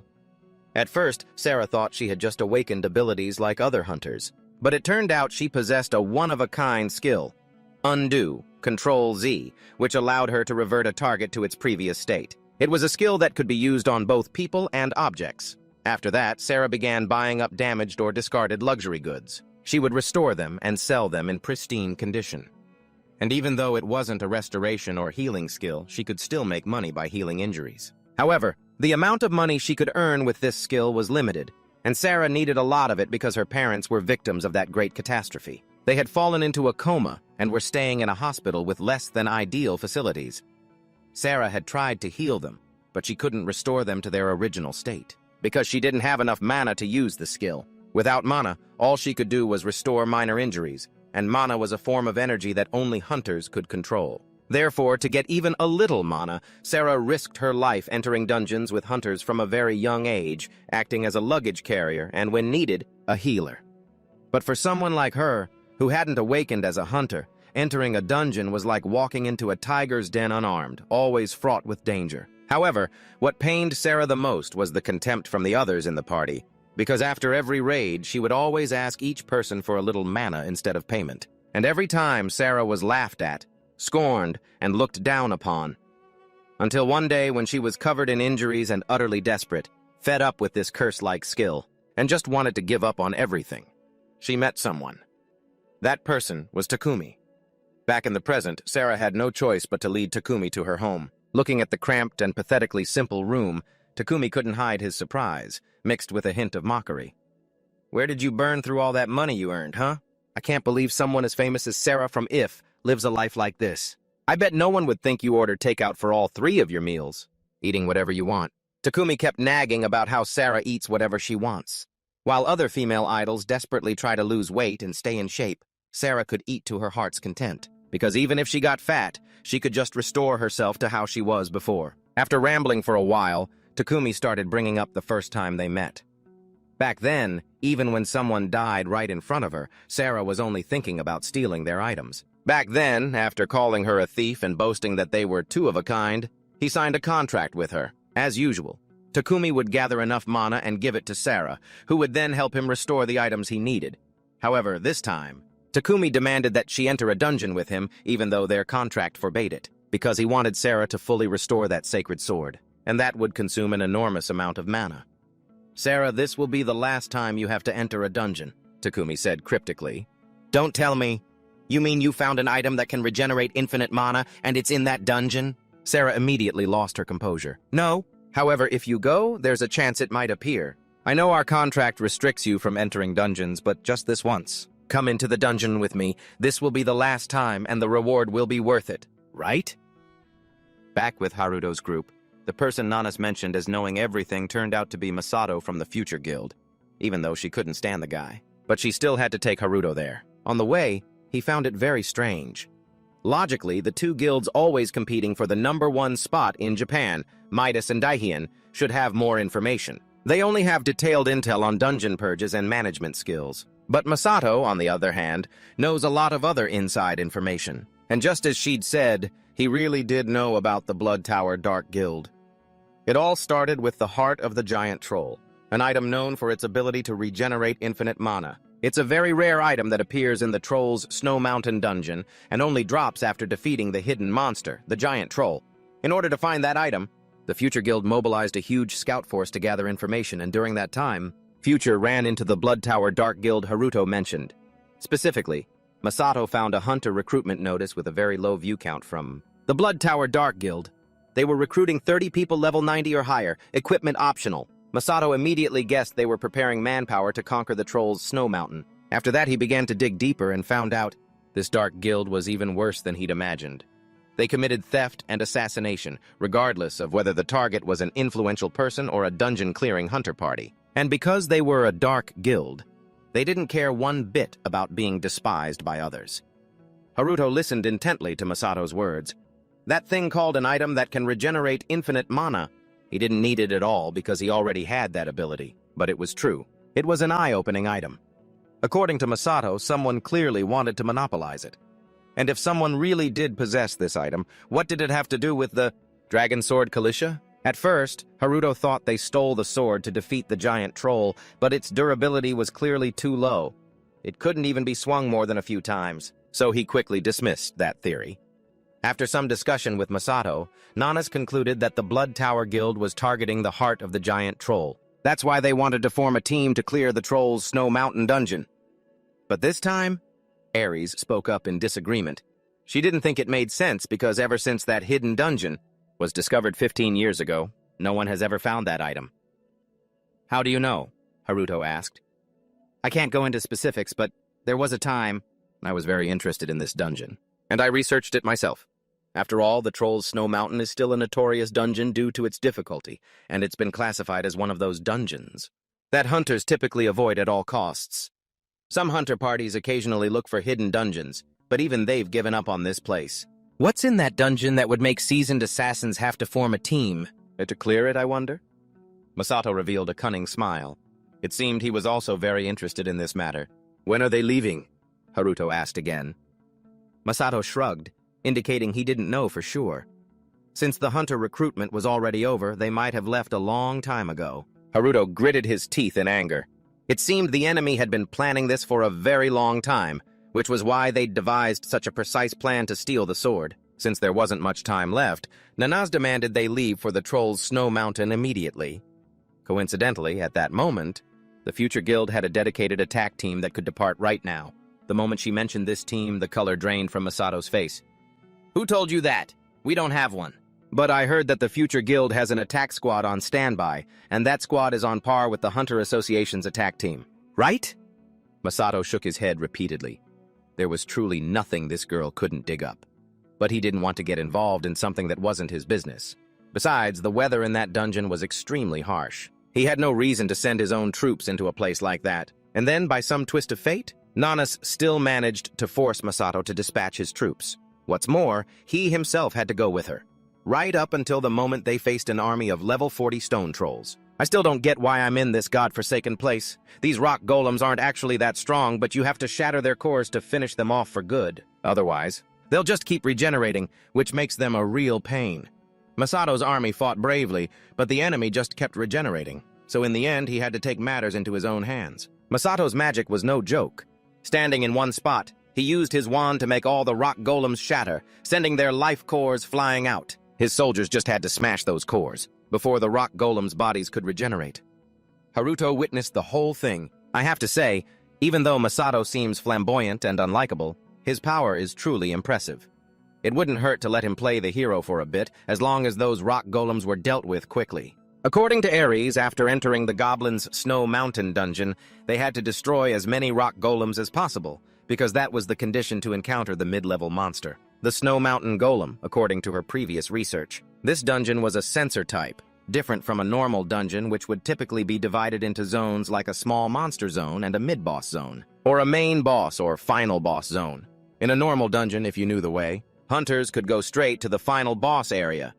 However, in a sensor-type dungeon, the condition for the next area to appear was a formula like A plus B plus C equals D. This meant they had to finish farming the small monsters to unlock the mid-level monster zone, and so on. And if they failed to meet even one of the necessary conditions, then the remaining areas wouldn't appear. Ares suspected this was due to the influence of the Great Disaster 15 years prior, which had disrupted the dungeon's processes. That was also why, until now, the hidden dungeon inside the goblins' Snow Mountain had never reappeared.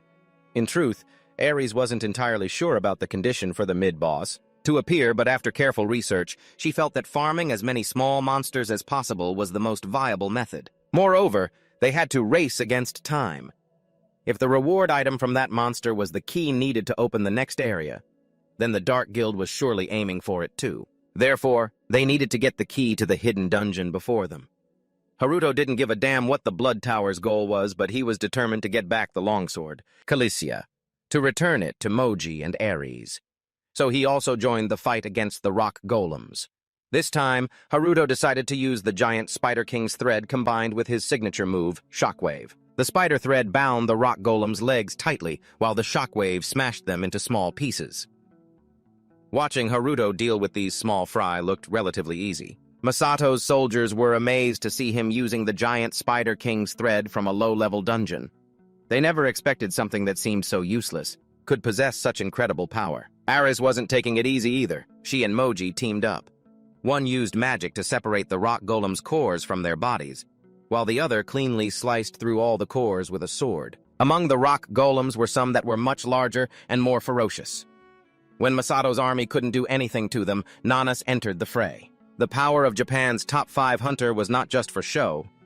Like Haruto, she had also been rewarded with Quesia's shockwave skill, as she was the one who had dealt the most damage back then. With just this one move, Nanas effortlessly defeated the giant monster. Is everyone all right?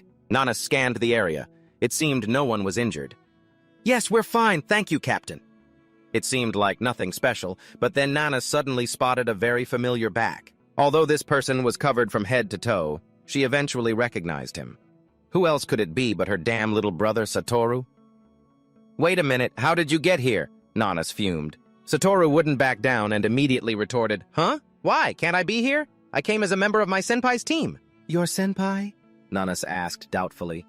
It turned out that back at the hospital, Satoru had thrown all sorts of tantrums to get Haruto to take him along, including lying on the ground, kicking and screaming. Satoru had even used the excuse that Haruto had a terrible sense of direction and might get lost in the dungeon, just to prove he would be useful even though Haruto wasn't going alone. Of course, he wasn't afraid of getting lost, but since the kid threw such a huge fit, he finally had to agree. Besides, the boy was very good with directions, so he might actually be useful. After Satoru explained that Haruto himself had agreed to let him come, Nanas could only bury her face in her hands and sigh. What was Hunter Sano thinking? He's a low-level hunter himself. Who can he possibly protect? she muttered, not realizing her brother had heard her. Satoru immediately shot back, "Don't you dare look down on Mr. Sano." I saw it clearly back then. Neither you nor Chairman Shirosaki was the one who cut Quasia in half. It was him! Satoru asserted firmly. Seeing how he defended Haruto, Nanas really didn't know whose little brother he was anymore. But what Satoru said wasn't entirely without reason. Seeing Haruto again this time, she herself realized he was completely different from when they were in the Spider Cave too, right after he landed. Furthermore, the skill he was using was Quasia's shockwave. If Haruto wasn't the one who finished it off, there'd be no reason for him to possess this skill. But she really couldn't comprehend it. How could a low-level hunter like Haruto possibly cut a monstrous beast like Quasia in half? Putting that aside, Nanas and the others continued to fight. But she had no idea that the members of the Dark Guild they were looking for had already infiltrated their own army. Meanwhile, Takumi and Sarah were hiding a good distance away, scanning the situation. His men have infiltrated that chaotic attack team, using stealth to hide, steal critical hits, and simultaneously snatch mana and items from high-level hunters like Nanas and Masato. They are truly powerful, but it's precisely because they're so strong that these guys aren't afraid of anyone. They don't focus much on honing their reconnaissance skills.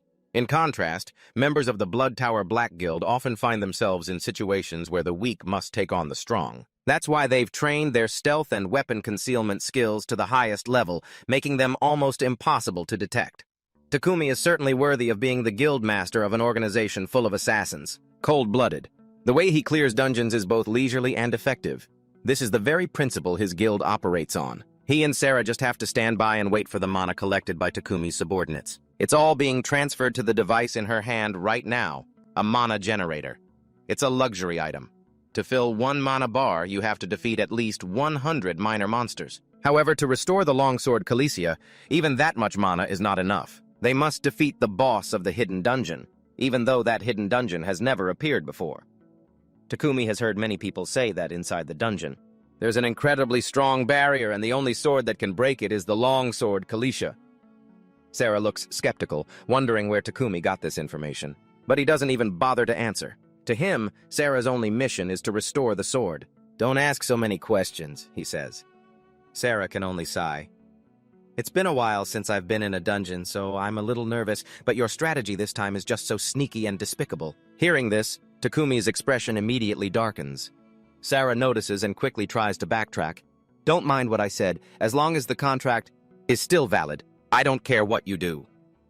In truth, she can't stand Takumi's villainous methods, but she has to in order to save her parents. Sarah is also determined to get that infinite mana regeneration item down there. The situation was growing more and more tense. Haruto was starting to lose patience because they had already wiped out 200 stone monsters, but the condition to unlock the next area was still a mystery. Suddenly, he spotted a stone monster core that was completely different from the others. Out of habit, Haruto was about to copy and paste it, but the core in his hand suddenly shot away. It burrowed straight into the ground, and the earth began to rumble violently. Masato landed right behind him. "So it's starting, huh?" "Starting what?" Haruto asked, completely clueless. "We've finished exterminating the stone monsters. The intermediate golem appears next. The mid-stage of the elf's Snow Mountain has arrived. This intermediate golem is level 150. It appears in an extremely aggressive state, attacking the moment it identifies an enemy. Because of its massive size, it launched a relentless barrage of boulder attacks. Nanas's vanguard team was immediately struggling, and even Haruto, who was no longer a low-level hunter, was being completely overwhelmed by the situation. Naturally, high-level hunters like Masato had to step up and take charge. A single blow from him split the giant golem into 1,000 pieces, instantly revealing its life core. But his subordinates didn't even have a chance to celebrate, as the golem rapidly regenerated before they could even deal with its core. Masato attacked again, but this time the result was the same. To have victory within reach twice only to have it slip away. This made him furious. Meanwhile, Haruto came up with a plan. What if, at the exact moment Masato separates the opponent's core, he uses the giant Spider King's silk to hold it in place? Wouldn't that work? They quickly gave it a try. Haruto actually managed to capture the core with the spider silk, but his silk was quickly crushed under the large rocks, regenerating into the golem's body. The giant spider silk didn't work as he had hoped. As Haruto was racking his brain for a solution, he suddenly heard a shout. "Hunter Haruto, fall back!" Haruto instinctively retreated almost immediately afterward. Nanas had unleashed her ultimate skill on the monster. This was the third time Haruto had witnessed her hellfire, and it was just as impressive as the first time. The giant golem's entire body was engulfed in breathtaking blue flames. Nana said, "Melee attacks are meaningless against this thing. We have to melt it." Masato, having had his spotlight stolen, couldn't hide his frustration. I know that. That's why I was trying to think of another plan. Otherwise, trying to melt all the remaining rocks will kill us. Haruto looked around. They had defeated over 200 stone monsters, and the amount of broken rock from their bodies was truly immense. He remembered that before they set out, Ares had warned them about how terrifying this intermediate golem was. It's the most troublesome and also the most terrifying part of the sensor maze. Basically, the sensor maze reveals the next area when certain conditions are met, and the next area that is unlocked will also change based on the previous area. When the condition for defeating regular stone monsters is met, the intermediate golem's core will appear. The remains from the stone monsters' bodies will gather together and regenerate into the body of that intermediate golem. In other words, they would have to fight the remnants of the very stone monsters they had just struggled so hard to defeat. The usual result for previous hunter teams would be mental exhaustion, or even the entire party getting wiped out. Compared to a regular labyrinth, this intermediate golem is just as difficult. It was then, during the final boss, that Nanas came up with an idea, the very method she just used. If they couldn't break the core, they would have to melt all the stones so it had nothing left to regenerate with.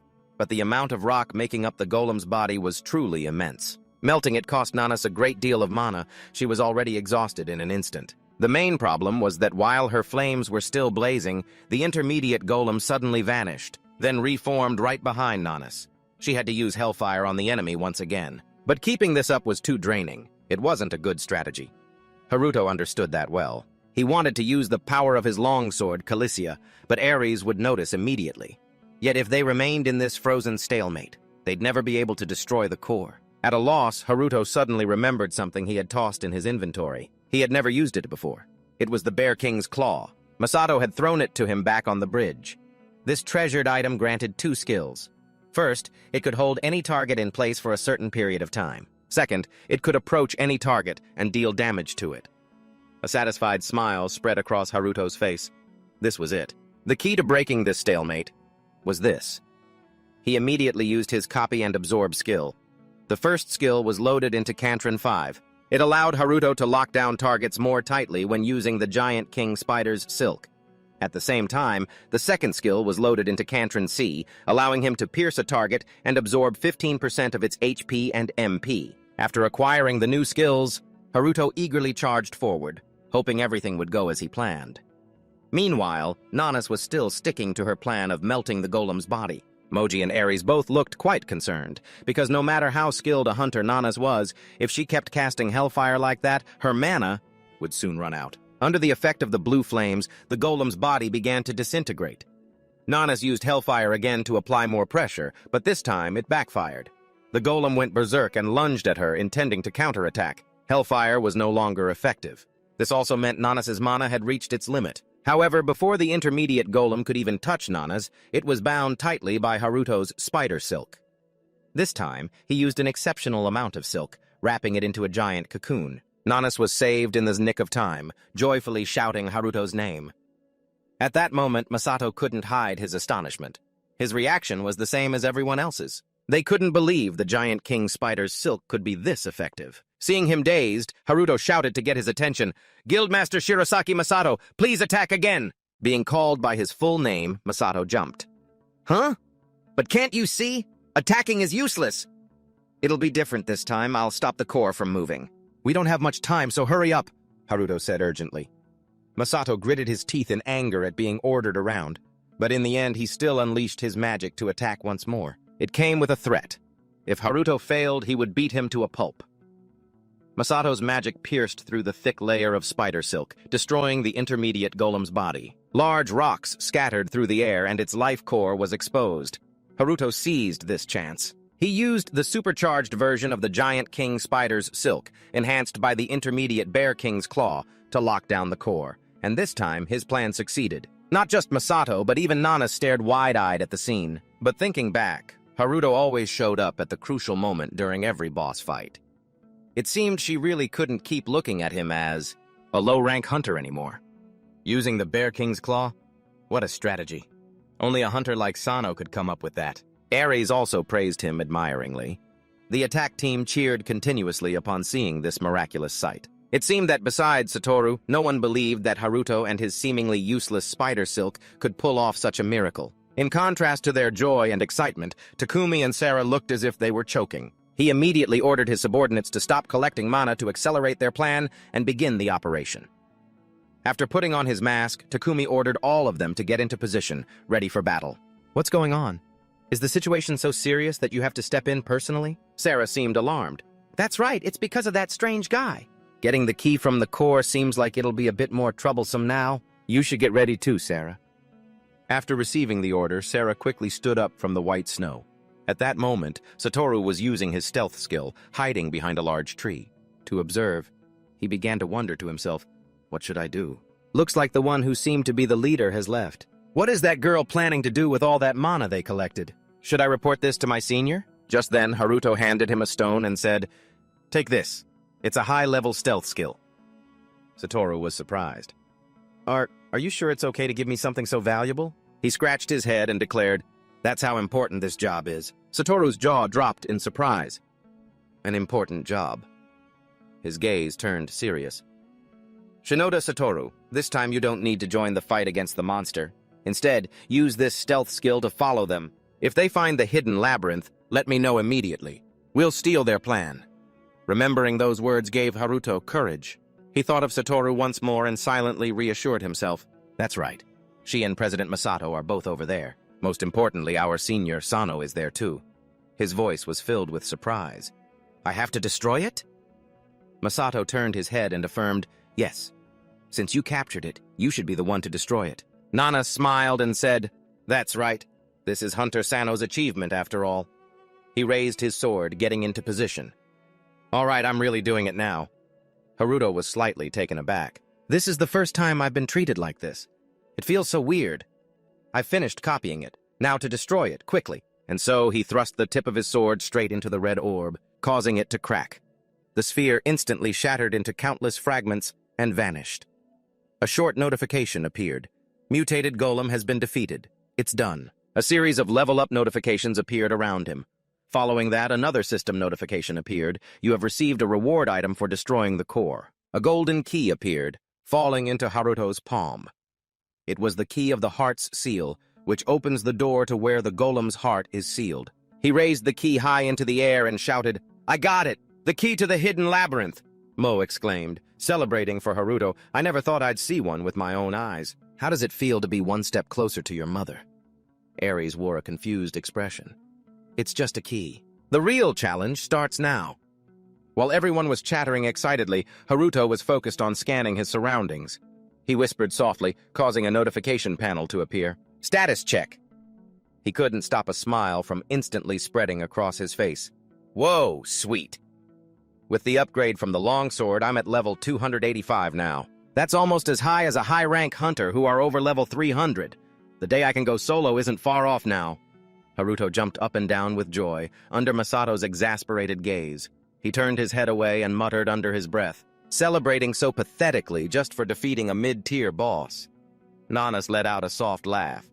And who was it that was just struggling with that mid-tier boss? Feeling like she was teasing him, he quickly retorted, "I wasn't struggling." Suddenly, a series of loud explosions rang out, sending dirt and rocks flying everywhere.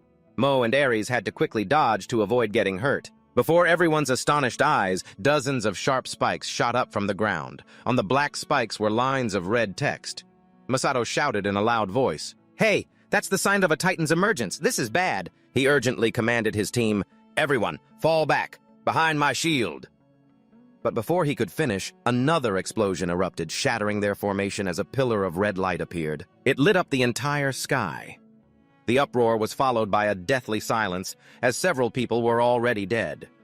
A man slowly walked out, speaking, "It's expensive, but the power is undeniable. It's true what they say, money can buy you anything, if you're willing to throw away a bit of your conscience." The man speaking was Takumi. "It's a piece of cake." He let out a breath, constantly muttering, "Productivity. Productivity!" Suddenly, another, more decisive sound rang out, forcing him to pay attention. "Found it. The notification panel appeared again at lightning speed. Thread weaving. A series of massive threads appeared in front of Takumi. From within them, Haruto lunged out with his sword. "Give it back!" he shouted as he charged forward bravely. Dragon longsword. "Calicia!" Suddenly, he coughed up a spray of fresh red blood. Takumi smugly launched an attack on him. "You may have been able to stop the explosion with that pile of threads, but that wasn't the only trap I prepared." He mercilessly struck Haruto in the stomach and side. "You nearly sent my whole plan down the drain." He threw Haruto away with all his might, sending dirt and rocks flying. "Damn you!" Nanas cried out in horror. "Hunter Sano!" She immediately raised her weapon as a surge of blue power erupted around her. Prison of torment. Ares, without a second thought, rushed forward. "No, Nanas!" But she was held back by Mo. "Stop, you'll get hit too!" A blue vortex shot straight towards Takumi, who was standing not far away. The vortex was so powerful that it cracked the ground. Suddenly, Nanas coughed. A spray of blood hit the ground. She planted the tip of her spear into the earth and collapsed, coughing violently. "Cough! Cough!" Masato looked over and immediately shouted an order. "Hunter Shinoda! Nanas! What's wrong? Use your healing skill!" Rushing to her side, she yelled in alarm. "President Shirasaki, don't use your mana." She quickly explained, "The Gigant's miasma absorbs mana. It must have been released at the same time as that pillar explosion earlier. This is the cowardly strategy they use to neutralize high-rank hunters," she wondered. Meanwhile, a black liquid was bubbling up from the ground. Why would they use something so dangerous? Takumi turned his back, leaving Haruto with a massive wound. Time to be productive. Masato gritted his teeth, his brow furrowed in disbelief. "No, I can't believe it. That skill." Seeing Takumi's unusual footwork made him even more stunned. "Is that Shadow Morph? The highest level stealth skill. That skill was supposed to have been eradicated by the previous generation of hunters because it was too dangerous. How did he—" The man turned his head, calmly looking around without a word. Suddenly, Takumi noticed the key that had fallen right next to Haruto. He slowly picked up the key in silence. A small notification appeared. "Key of the Heart Seal has been transferred to the current owner." Takumi let out a soft laugh. Mission complete. However, he didn't seem satisfied. He quickly grabbed the boy by the neck as Takumi growled, a red light flashing on his mask. "We have to kill him. Right here." Haruto spoke with difficulty, his voice laced with mockery. "I was just thinking the same thing." The man was momentarily surprised. "What? He's still conscious?" The corners of Haruto's mouth curved into a smug smile. "Well, lucky for me, the guy who stole the longsword is a piece of trash like you." A mass of threads shot out, enveloping Takumi before he could react. Gradually, the threads grew thicker and thicker, swallowing his screams. "Ah!" The notification panel appeared as sharp spikes emerged from the threads. Using Giant Spider's thread. Activating skill, One Claw of the Bear King, Beerman. Jagged, sharp fangs emerged, all wrapped up in those threads. He's no different than a giant monster. The guys following Takumi started to panic. "What? Boss, that skill. Isn't that the one he used to defeat the golem? A transformation, huh? Perhaps we should get ready too." Haruto slowly raised his sword and stepped forward. "Your mistake," his calm voice rang out, "was touching my longsword." Release Giant Spider's thread. However, the expression on his face quickly turned to surprise. Where Takumi should have been, there was no trace of him. He appeared from within the shadows, letting out a soft sigh. "Whoa, that was close. That's the first time I've ever had to use a skill like that." Takumi roared like a complete lunatic. "If there hadn't been a shadow in there, I would have died for nothing." After almost being killed by a pathetic skill like that. Now I get why all those hunters I've killed died with such looks of regret on their faces. But no matter what, you're going to die here today. A brilliant light suddenly radiated from Haruto. "Hey, you know my nickname, right?" He stood up straight, making the light shine even brighter. "They call me the Mana Battery because I share my mana with my comrades. This is the first time I've ever tried it from this far away." "But it still worked?" Takumi was stunned. "What did you just say?" Haruto coldly declared, shocking him. "It means your life is over." Standing to the side, Masato also raised his voice. "I have no idea what's going on, but I'm overflowing with mana. I'm going to wipe out your entire Blood Tower guild right here and now." Just then, a red magic circle appeared in midair. It brought with it powerful black lightning. Takumi silently cursed to himself. "Damn it. Shirasaki Masato's wide area black lightning. It's the perfect counter to my shadow transformation." He couldn't escape. This is bad. He quickly turned his head to the side and ordered, Asura, do it. Reverse it. In response to her leader's words, a mysterious six-colored light shone from the mana potions. The mana potions resting on the ground were all uncorked at once. Like pillars of light, they converged on a single point under Sarah's control. She gritted her teeth, trying to execute the reversal her leader had ordered. A notification appeared with a single command: resetting and restoring the golem's snow mountain maze to its original state. The stone fragments began to vanish as if time itself was reversing. As the notification announced, resetting and restoring the dungeon to its original state, the entire world began to shake violently. Whoa! What's happening all of a sudden? The black and blue lightning bolts and the fierce winds threw the group into a deeper panic.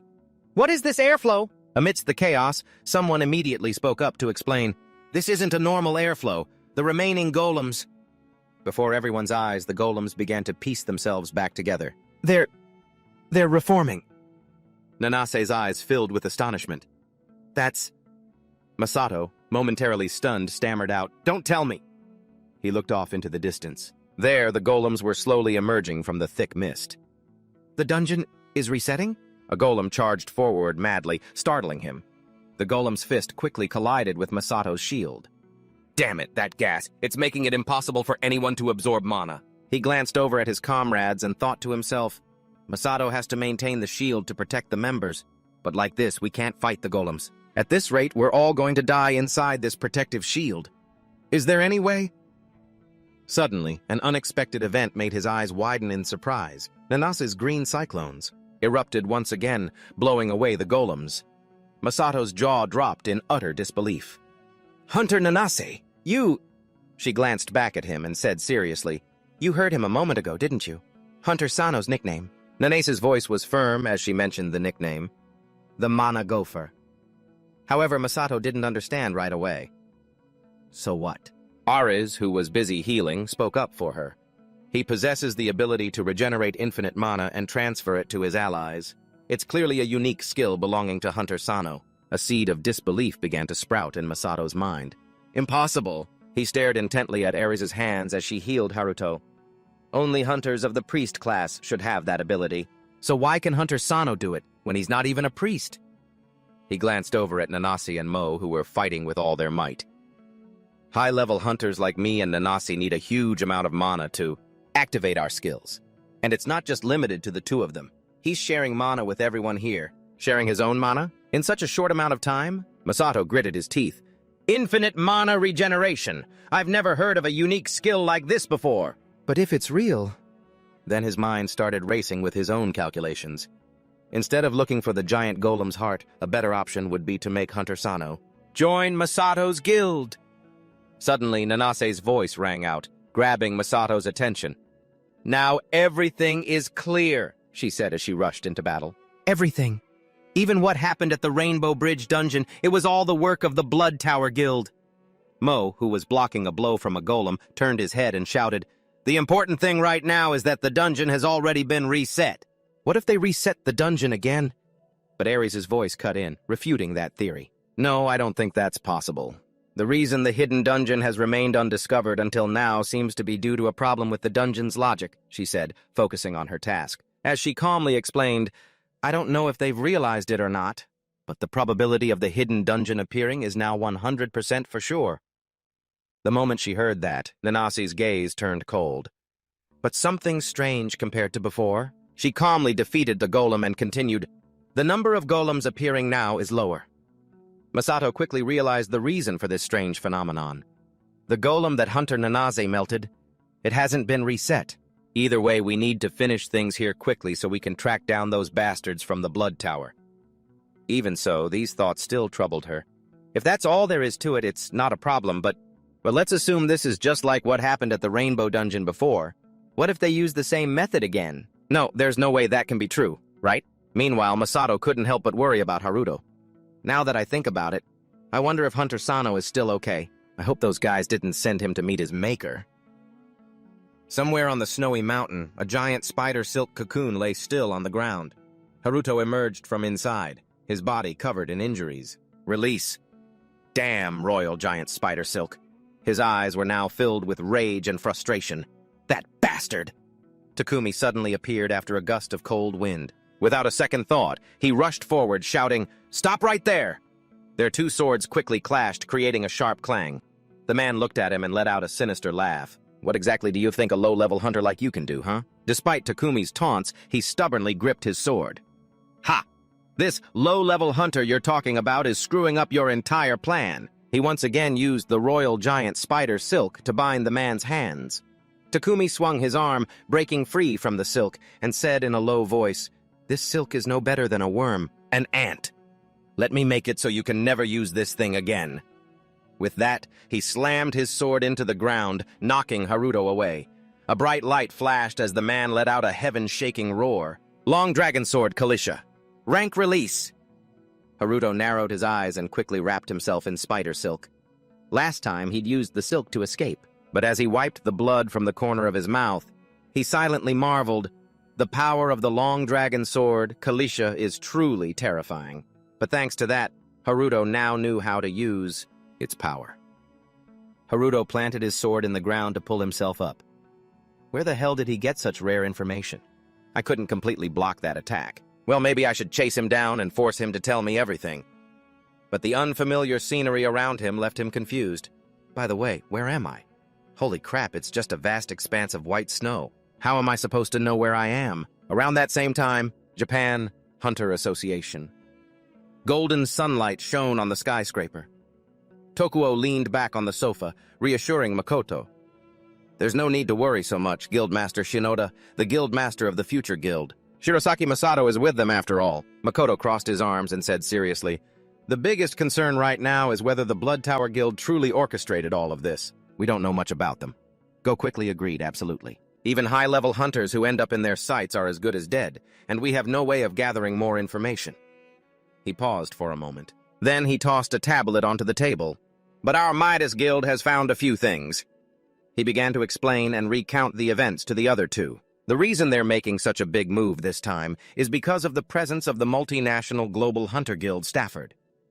Tokuo's eyes widened, his eyebrows shooting up in surprise. Stafford? Even Makoto, sitting beside him, couldn't hide his curiosity. Why would a world-class guild like that be in a small place like Japan? And with the H Guild of all groups? Go lowered his head, his voice dropping several octaves. It's hard to imagine what the scene inside that dungeon is like right now. However, 15 years ago, during the Great Cataclysm, only a single dungeon collapsed. He recounted the terrifying scene from that time, his voice trembling slightly. Back then, the golems that escaped were more terrifying than demons from hell. He paused for a moment before continuing. The one who sealed the Golem Snowy Mountain dungeon at that time was one of the most powerful priests in the world, Nishihara Tomoka, of Japan.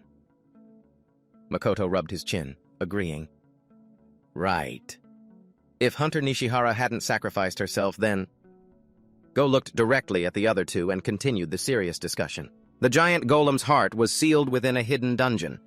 To this day, it remains an object of fatal attraction to people all over the world, he explained. He meticulously detailed the operating principles of the other two guilds. Both guilds are the type to be completely unscrupulous to achieve their goals. I'm not surprised they teamed up to conquer Golem Snowy Mountain. Besides, Ares Hill, from the International Hunter Association, is Nishihara's daughter, isn't she? Makoto quickly chimed in. We're all well aware of that. Then, aside from the matter of the Long Dragon Sword, Kalisha, she must also be planning to investigate the death of her mother, Hunter Nishihara. But Go refuted him. No one has ever officially confirmed Hunter Nishihara's death. This made the other man even more astonished. What are you talking about? A hunter who goes missing in a dungeon and whose body is never found is always declared deceased. Isn't that right? And you're telling me someone who's been missing for 15 years hasn't been declared dead? Go picked up the tablet, glanced at a list, and replied, there was a survivor that year.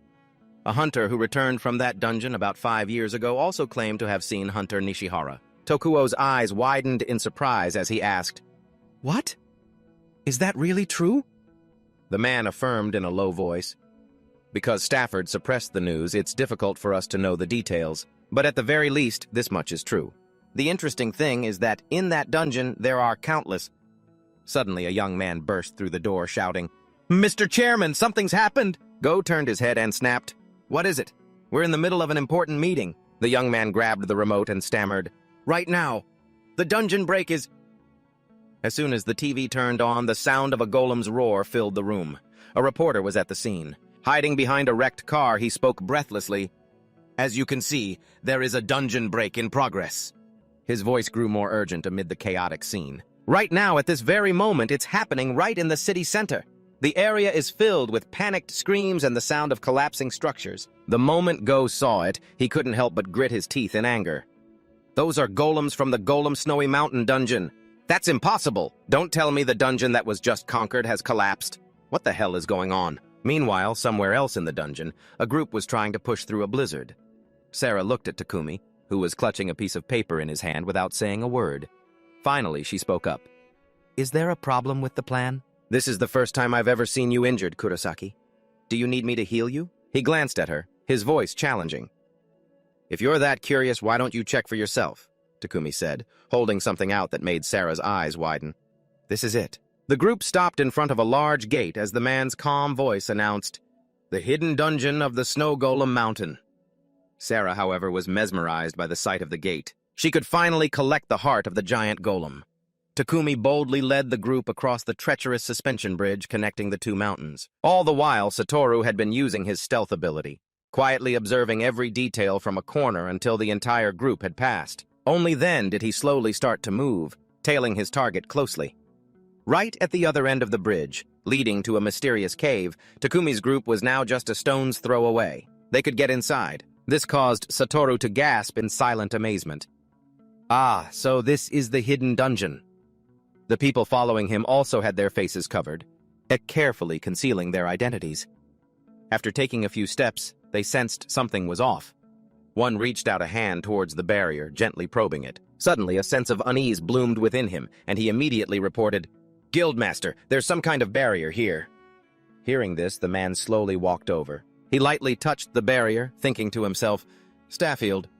As expected of a world-class guild, their information is unbelievably reliable. Takumi's memories flashed back to the old days as he thought, This place.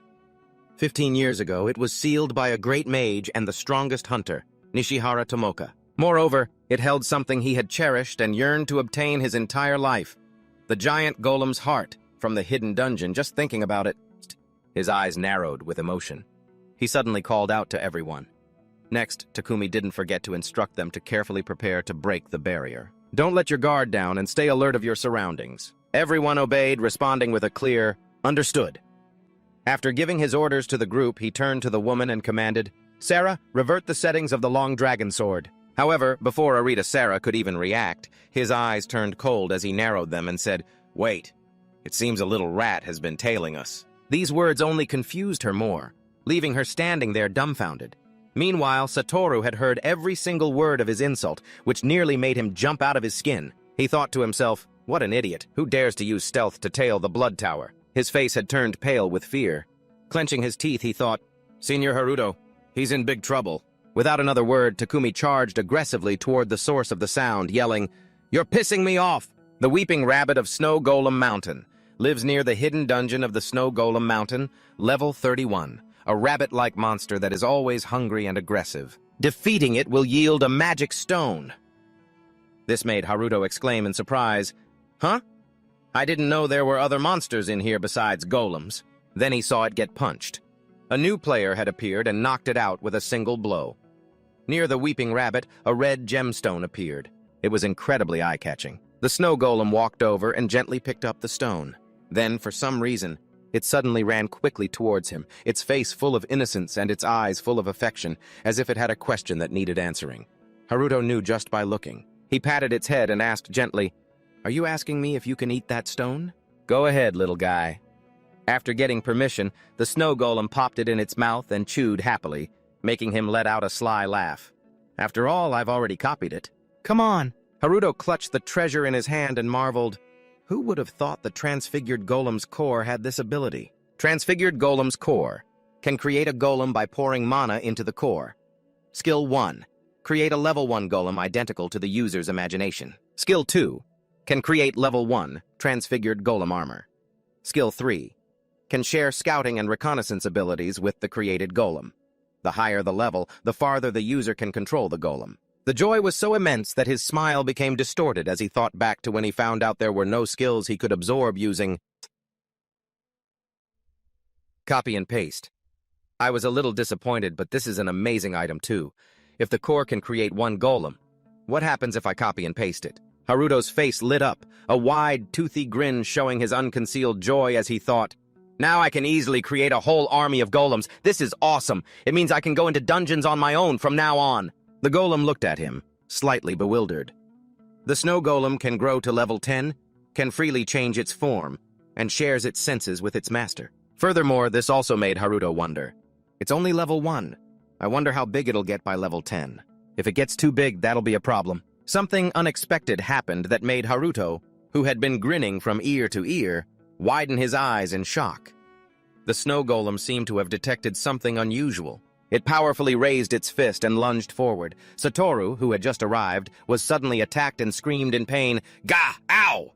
Just then his eyes shifted toward Satoru. His expression was one of complete shock as he yelled, "Satoru!" At that moment, Satoru, having been blindsided by the snow golem, was so scared that tears were streaming down his face. Just like that, Satoru looked at him as if he were his only lifeline. He leaped right onto Haruto, wailing and screaming, "Haruto-senpai, I thought I was a total goner!" After getting the information from him, the two of them immediately rushed over. Haruto couldn't hold back his anger and yelled, "Damn it! Those bastards from the Blood Tower found the hidden dungeon already? Tisk!" In truth, he felt bad seeing Satoru suddenly get caught up in all this trouble. He couldn't help but blame himself, saying, "I'm sorry. I didn't think they'd be able to find you so easily." He had let his guard down, thinking it was a top-tier stealth skill, but Satoru immediately shook his head, refuting it. "No, not at all. I was in a different location at the time, so I was fine. But the person they found was probably a hunter from the Future Guild. The one he found and dealt with on the spot was someone else, and I managed to escape safely." At that moment, Haruto narrowed his eyes and thought to himself, "Guildmaster Shirosaki. I figured he wasn't the type to make proper plans, but I didn't expect his intentions to align so perfectly with mine." After all, it was clear he couldn't let his guard down when it came to the Blood Tower Guild. As if remembering something important, Satoru revealed, "By the way, there was a girl among them," causing Haruto's eyes to widen in surprise as he exclaimed, "Huh? A girl?" Satoru confirmed decisively. Yes, it looked like she was concentrating mana into some jars and starting to do something. And then the dungeon was re-established. In that moment, I gripped my sword, but I was so scared and trembling that I didn't dare to rush in. "Now I just feel so ashamed," he choked out. He said he thought about stopping them, but honestly, it was because he was just too scared. "I'm sorry." Seeing him so dejected with tears welling in his eyes, Haruto patted his head comfortingly and praised him. "It's okay. You did a great job." After sniffling for a moment, Satoru suddenly remembered an important detail and hurriedly recounted it. "Oh, right, that girl looked really familiar. I've seen her somewhere before." After he said that, his gaze turned a bit wary and curious as he asked, Is it okay for that thing to keep following us like this?" Haruto knew full well what he was referring to and simply replied nonchalantly, "Don't worry, he's my subordinate." Hearing this, Satoru's eyes lit up with admiration. "Wait, so a golem is your henchman? Does that mean you can control all kinds of golems?" "Haruto-senpai, you're amazing!" Very quickly after that, they moved to a hiding spot where they could observe from a distance. Satoru kept reminding him, "The hidden dungeon is just across that bridge. But their people are hiding and guarding the area all over. If we make a reckless move, we'll get caught immediately." At this, he fell silent, and then Haruto suddenly made a proposal with a serious face. "Satoru, you go get Hunter Nanas and Guildmaster Shirosaki and bring them here." This left Satoru bewildered, and he immediately asked, "Huh? But that means you'll be here all alone, senpai. Besides, you know the enemy has that longsword, right?" However, Haruto just calmly patted the Snow Mountain Golem's head and replied nonchalantly, "You don't need to worry about me. I have a way to monitor their every move from right here." In the end, with no more arguments to make, he dejectedly agreed. "I understand. If you say so, Haruto-senpai." Before Satoru left, Haruto carefully handed him an item, instructing, "Take this too." This made Satoru ask inquisitively, "Is this a transformation golem's core?" At this point, Satoru looked as excited as a child. He couldn't help but shout, "Is it from this golem?" This startled it, making it glance over at him, just as expected. Haruto then gave him a few more important instructions. "From now on, it's your subordinate. You like it a lot, don't you? Don't be fooled by its looks. Its combat ability is pretty high, so it'll be quite useful." Satoru was so happy he was moved to tears, asking again in disbelief, "Haruto-senpai, are you really giving me something this valuable?" This made Haruto feel a bit helpless as he replied, "I guess so." He then swallowed the words he was about to say. "It's valuable, sure, but I have a whole bunch of them." Just like that, in an instant, Satoru seemed to be re-energized and enthusiastically ran off. He declared powerfully, "Thank you so much, Haruto-senpai. I promise I'll bring the others back as soon as I can." This display from him made Haruto let out a laugh of disbelief. He thought to himself, "He's a member of a major guild, but he's pretty naive, huh? It's probably because Hunter Nana's shoulders most of the responsibility. Time to get back to business." He had already secretly identified the right opportunity. Now, it was time to create a new subordinate. Putting his thoughts into action, he began using the transformation golem's core to create a new golem. During this critical process, Haruto observed intently because he was planning that, "If it can create a golem based on my imagination, then I'll feed it some mana." Finally, after a period of waiting, the golem began to undergo a powerful transformation. Haruto remained completely focused on observing. A moment later, a system notification appeared. Transformation Golem Core Skill 3, able to share reconnaissance and scouting abilities with created golem. He couldn't believe his eyes. He stared in joyful astonishment, thinking to himself, "Wow, this thing is completely overpowered." With its new reconnaissance and scouting ability, the golem quickly flew to where Takumi was located. As for Haruto, his task was simply to focus and watch carefully, so as not to miss a single important detail. Through the transmitted image, he could vaguely make out a girl next to the man, and he realized it must be the girl Satoru had mentioned. What is she doing with the longsword Kalisha? Faced with this series of unusual actions, Haruto couldn't take his eyes off her for even a second, afraid he might miss something. Very soon after, Aritasara's action had just ended. She was still in a daze, her eyes wide in thought. On top of that, the system announced, Ctrl+Z cancelled. Durability of the longsword. Kalisha restored to its original state. After that, an information panel for the longsword appeared. A sword forged from the soul of the dragon Kalisha. Requires level 30, user's level adjusted, level 200. Will be automatically applied when combined with unique skill 2. Passive skill. Increases user's defense by 35%. Unique skill 1. Bloodlust. Absorbs 15% of the target's stamina, health, and mana of the target. Passive skill, unique skill. 2. Berserk. Automatically activates when the user's HP drops below 10%. All of the user's abilities and level are doubled, including the user's base level. Duration, 1 minute. Cooldown, 1 day. Just like that, a moment later, the durability was displayed as 6%, but that number quickly faded away, and significant fluctuations appeared. Yet in just an instant, that number became incredibly blurry before shooting straight up to 100, a remarkable record. Along with that came the system notification, Ctrl+Z, the durability of the longsword. Kalisha has returned to its original state. Durability, 100%, an increase of 94%. Only now, after completing the restoration process, did Arita... Sarah finally collapsed from exhaustion, kneeling on the ground. Restoring a sword like that had taken too much of her strength, leaving her panting heavily. However, her reaction greatly pleased him. "Excellent!" he exclaimed, his voice filled with praise. Takumi couldn't hide his joy, a cold smirk forming on his lips as he held the powerful sword. All right, durability is no longer an issue. Haruto, watching this scene through his scouting golem, couldn't help but stare in astonishment, muttering to himself, "Are you kidding me? The durability of the longsword Kalisha has been fully restored. Can a skill like that really exist in this world?" Just then, a possibility flashed through Haruto's mind. Wait a minute! No! If that's true, then that girl, she's just like me, a possessor of the cursed gift. Glaring red text flickered continuously in the system window, slowly displaying the number 6. Then, it quickly changed to a cold, piercing red 100, signaling a transformation that would change the entire situation. After reaching 100, the system text immediately turned green, displaying the message, Ctrl+Z. The durability of the longsword Kalisha has been returned to its original state. And the most special thing was that very comebacks pushed the durability up to 100%, a fresh increase of over 94%, without any trouble. This change hit Haruto like a ton of bricks. His jaw dropped, so surprised that he started mumbling to himself, unable to believe it. I can't believe there's someone else out there shouldering the same curse as me. He wasn't sure how he felt at that moment. On the other side, Nanase was growing weak from the cold and fatigue. Her pale face and ragged breathing sparked a few thoughts in his mind, considering the longsword's durability had been reset. And does that mean she has the power to return anything to its original state? In other words, it's a power that's the opposite of mine. But he quickly thought, if that's the case, I'll copy that skill. The snowstorm was getting stronger, and Haruto was growing tired as well. He couldn't hesitate any longer, but he was still uncertain. Can I even copy someone else's skill? I have to find out. But what if he couldn't? The sky was still a white blur of snow.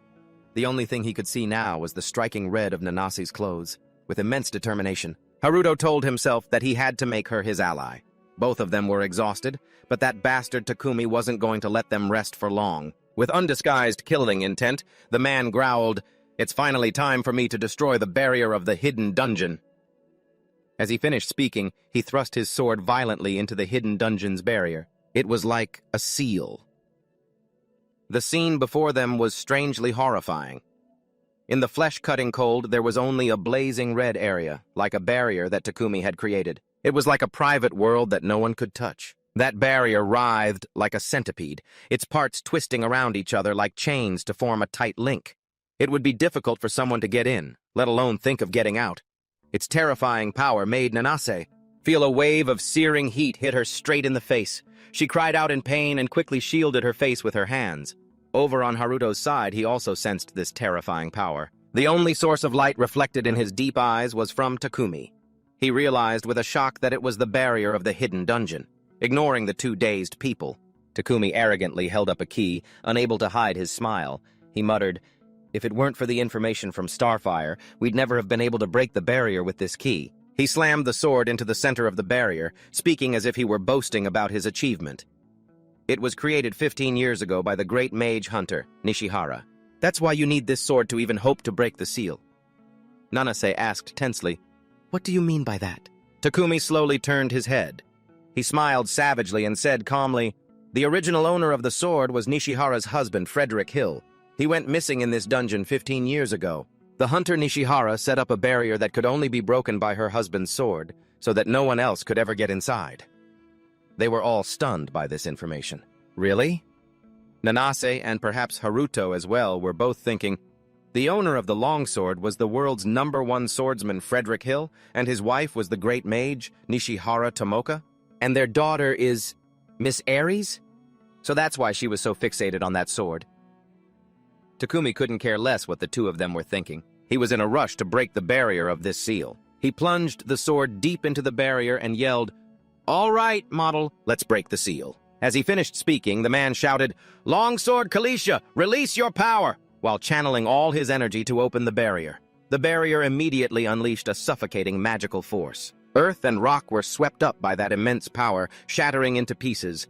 That deathly red glow felt like a sea of blood, drowning all the faint life around it. The resilient birds that had withstood the freezing blizzard were now incinerated by that scorching red glow.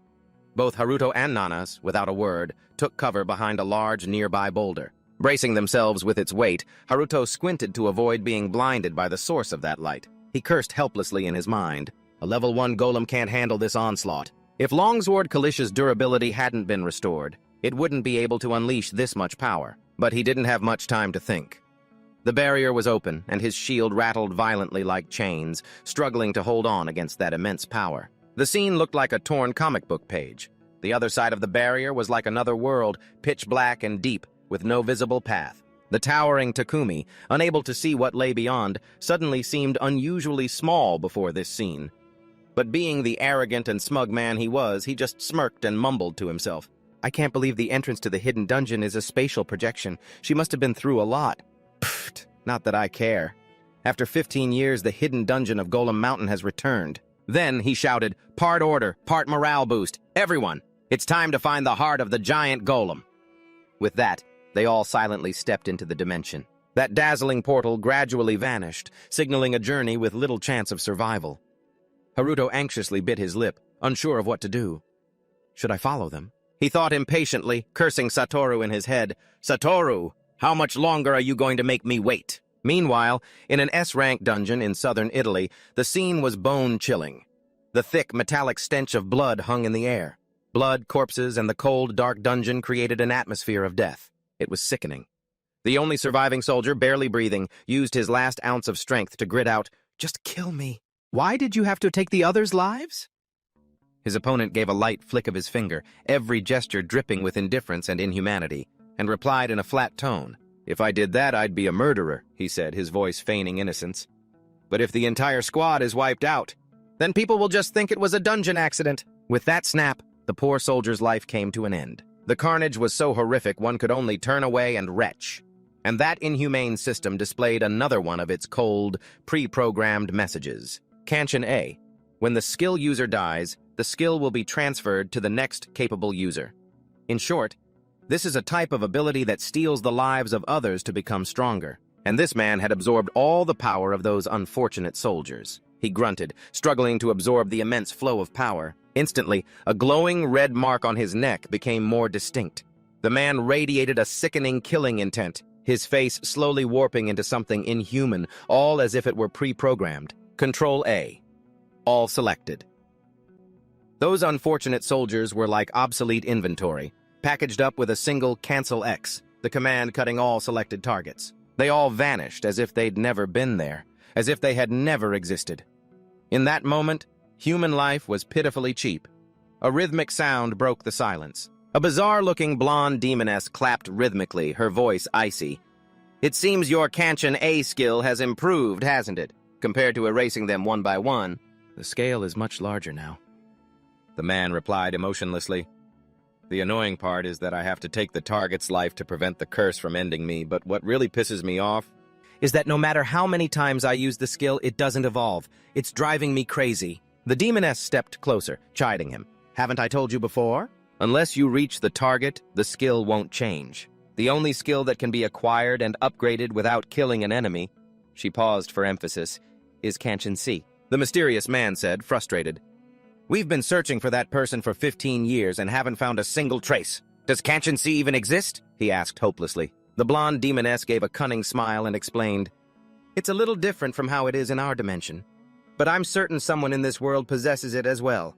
And Canchin FM is for finding people with Canchin skills, right?" The man calmed down, pulling up his hood and murmuring, "Now that you mention it, what about Canchin Z?"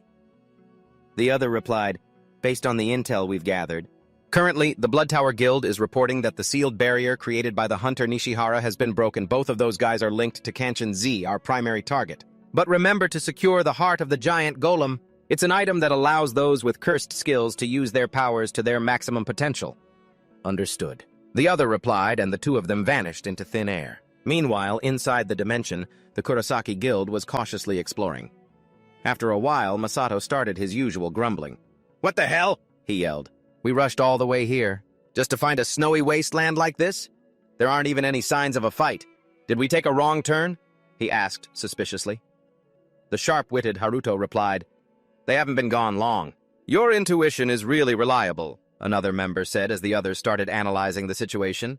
"It looks like there are no monsters here. Since there's only one path, we should be able to catch up to them soon." They started picking up the pace. Nanas, while running, asked Ares, "Do you have any idea where they're getting their information?" Ares didn't answer right away. She hesitated. "This is just my personal guess. But their backer is probably Staffield." Her expression turned grim. Nanas looked like she'd been struck, shouting, "Staffield!" This unintentionally made everyone turn back in alarm, including Haruto. She asked in disbelief, "The #1 international guild in the world? Why would they team up with the Blood Tower?" Ares spoke with difficulty. "I think the reason might be my mother." Haruto overheard everything and had a realization. So this was the root source of the information the Blood Tower had. Gripping his longsword, he started piecing the facts together and realized with alarm that they had planned everything out. He turned anxiously. "So their target is," Ares thought to herself, "maybe not. But if it's true..." He was completely confused. Haruto concluded seriously, "Their target isn't the transforming golem key, it's you, Ares. Masato started urging them on. "Come on, it'll be faster if we just grab one of those Blood Tower members and force them to talk." He was quick on the uptake, too.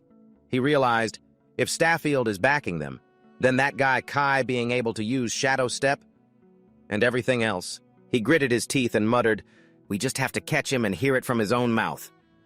Everyone picked up the pace, including the clumsy golem who now roared, "Wait for me!" as it ran with a loud rumble. Masato approached Satoru and asked curiously, "I've been noticing for a while, what's that thing you're leading around?" Satoru replied cheerfully, "It's a subordinate that Senior Haruto gave me." Nanas asked curiously, "Why did you give Satoru such a valuable item?" Haruto, caught off guard, stammered, "Huh? Well, because it's valuable, that's why I gave it to him. Giving him a bodyguard is the only way to be sure he's safe." He didn't notice a faint smile appear on Nanas's lips. Suddenly, a source of light appeared beneath his feet, something unexpected. Haruto was taken by surprise, not understanding what was happening. The surprise had arrived right under their feet. A golden magic circle had opened, utterly tempting, and it was a trap. In an instant, everyone vanished in that blinding yellow light, except for Haruto. Haruto reacted immediately. He shouted, "Satoru, Nanas!"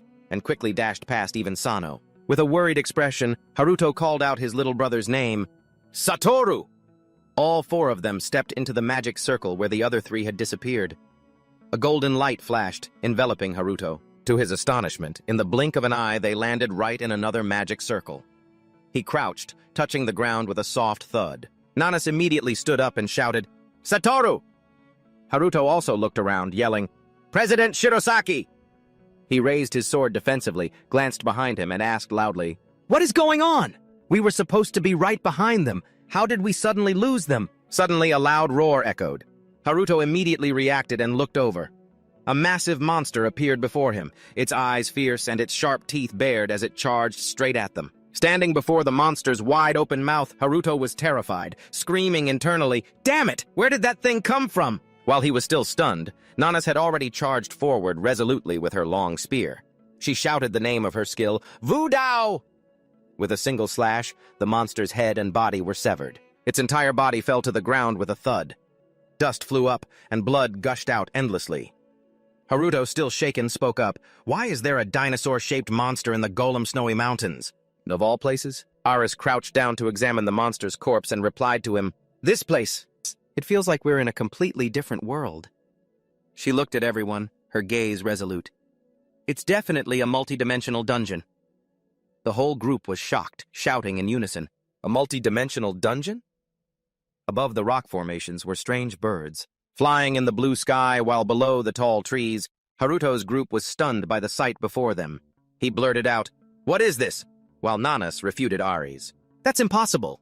I heard all the multi-dimensional dungeons were purged during the Great Calamity 15 years ago." Aris answered her, "That's right. My mother sealed all of them. However, it seems that for some reason they've opened up again." She continued to explain, "The hidden dungeon of the Golem Snowy Mountains." It was also one of the sealed dungeons. The magic circles placed within these dungeons are what allow them to connect to countless other dimensions. Picturing the scene of terrifying monsters being summoned, Ares came to a conclusion. When the circle is activated, a portal to another world opens. It's also possible we've been transported to an extremely dangerous dungeon. After hearing this, Nanas, as if she understood, stroked her chin and spoke. "So that's why Hunter Nishihara set up a protective barrier around this place." Ares added, "My mother also hypothesized that the Great Calamity years ago was actually a rampage from a multi-dimensional dungeon." Haruto's face was filled with worry. If that's the case, then where were Satoru and President Shirosaki transported to? She answered him, "They must have been sent to a different dimension." She also spoke seriously to the three of them. "If we clear this dungeon, we'll be able to get our hands on the heart of the giant golem. It would be a blessing in disguise." Hearing this, he gripped the hilt of his sword with both hands. "If that's the case, let's get moving quickly." Haruto tensed up and looked ahead. Right before them, many dinosaur-like monsters were breaking through the trees and advancing. He broke into a sweat. "Damn. This isn't going to be easy." Nanas takes a breath, assuming a fighting stance. The scene cuts to the city center, where towering buildings are in ruins, sinking in smoke and sky-high flames. A stone golem is rampaging, chasing and attacking civilians. All they can do is scream and run as the hunters team up, each landing a blow to successfully destroy it. But its core remained. The golem quickly regenerated. One of the hunters shouted, "Damn it! We'll never destroy the core like this!" While the hunter beside him turned and yelled for help. "Mages, we need a wide-area attack over here!" A young mage-class hunter looked over, his expression grave, and replied, "I can't right now. We can't absorb mana as easily out here as we can in a dungeon, the young man added quietly. Besides, I'm busy just trying to stay alive. How am I supposed to help you? Another hunter yelled as he shattered the golem's arm. Damn it! When we need that mana battery, he's nowhere to be seen. A bald hunter nearby, also attacking fiercely, muttered, Never thought we'd actually need that useless piece of junk. Suddenly, a stone golem attacked from behind him. It let out a roar, its hand about to snatch the bald hunter. The mage saw it and screamed a warning, Hey, behind you! Suddenly, a long flash of light from a sword slashed past.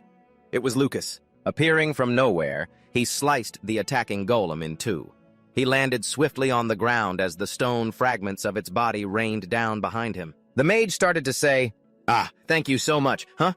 He stopped mid-sentence, surprised as he saw the man's face.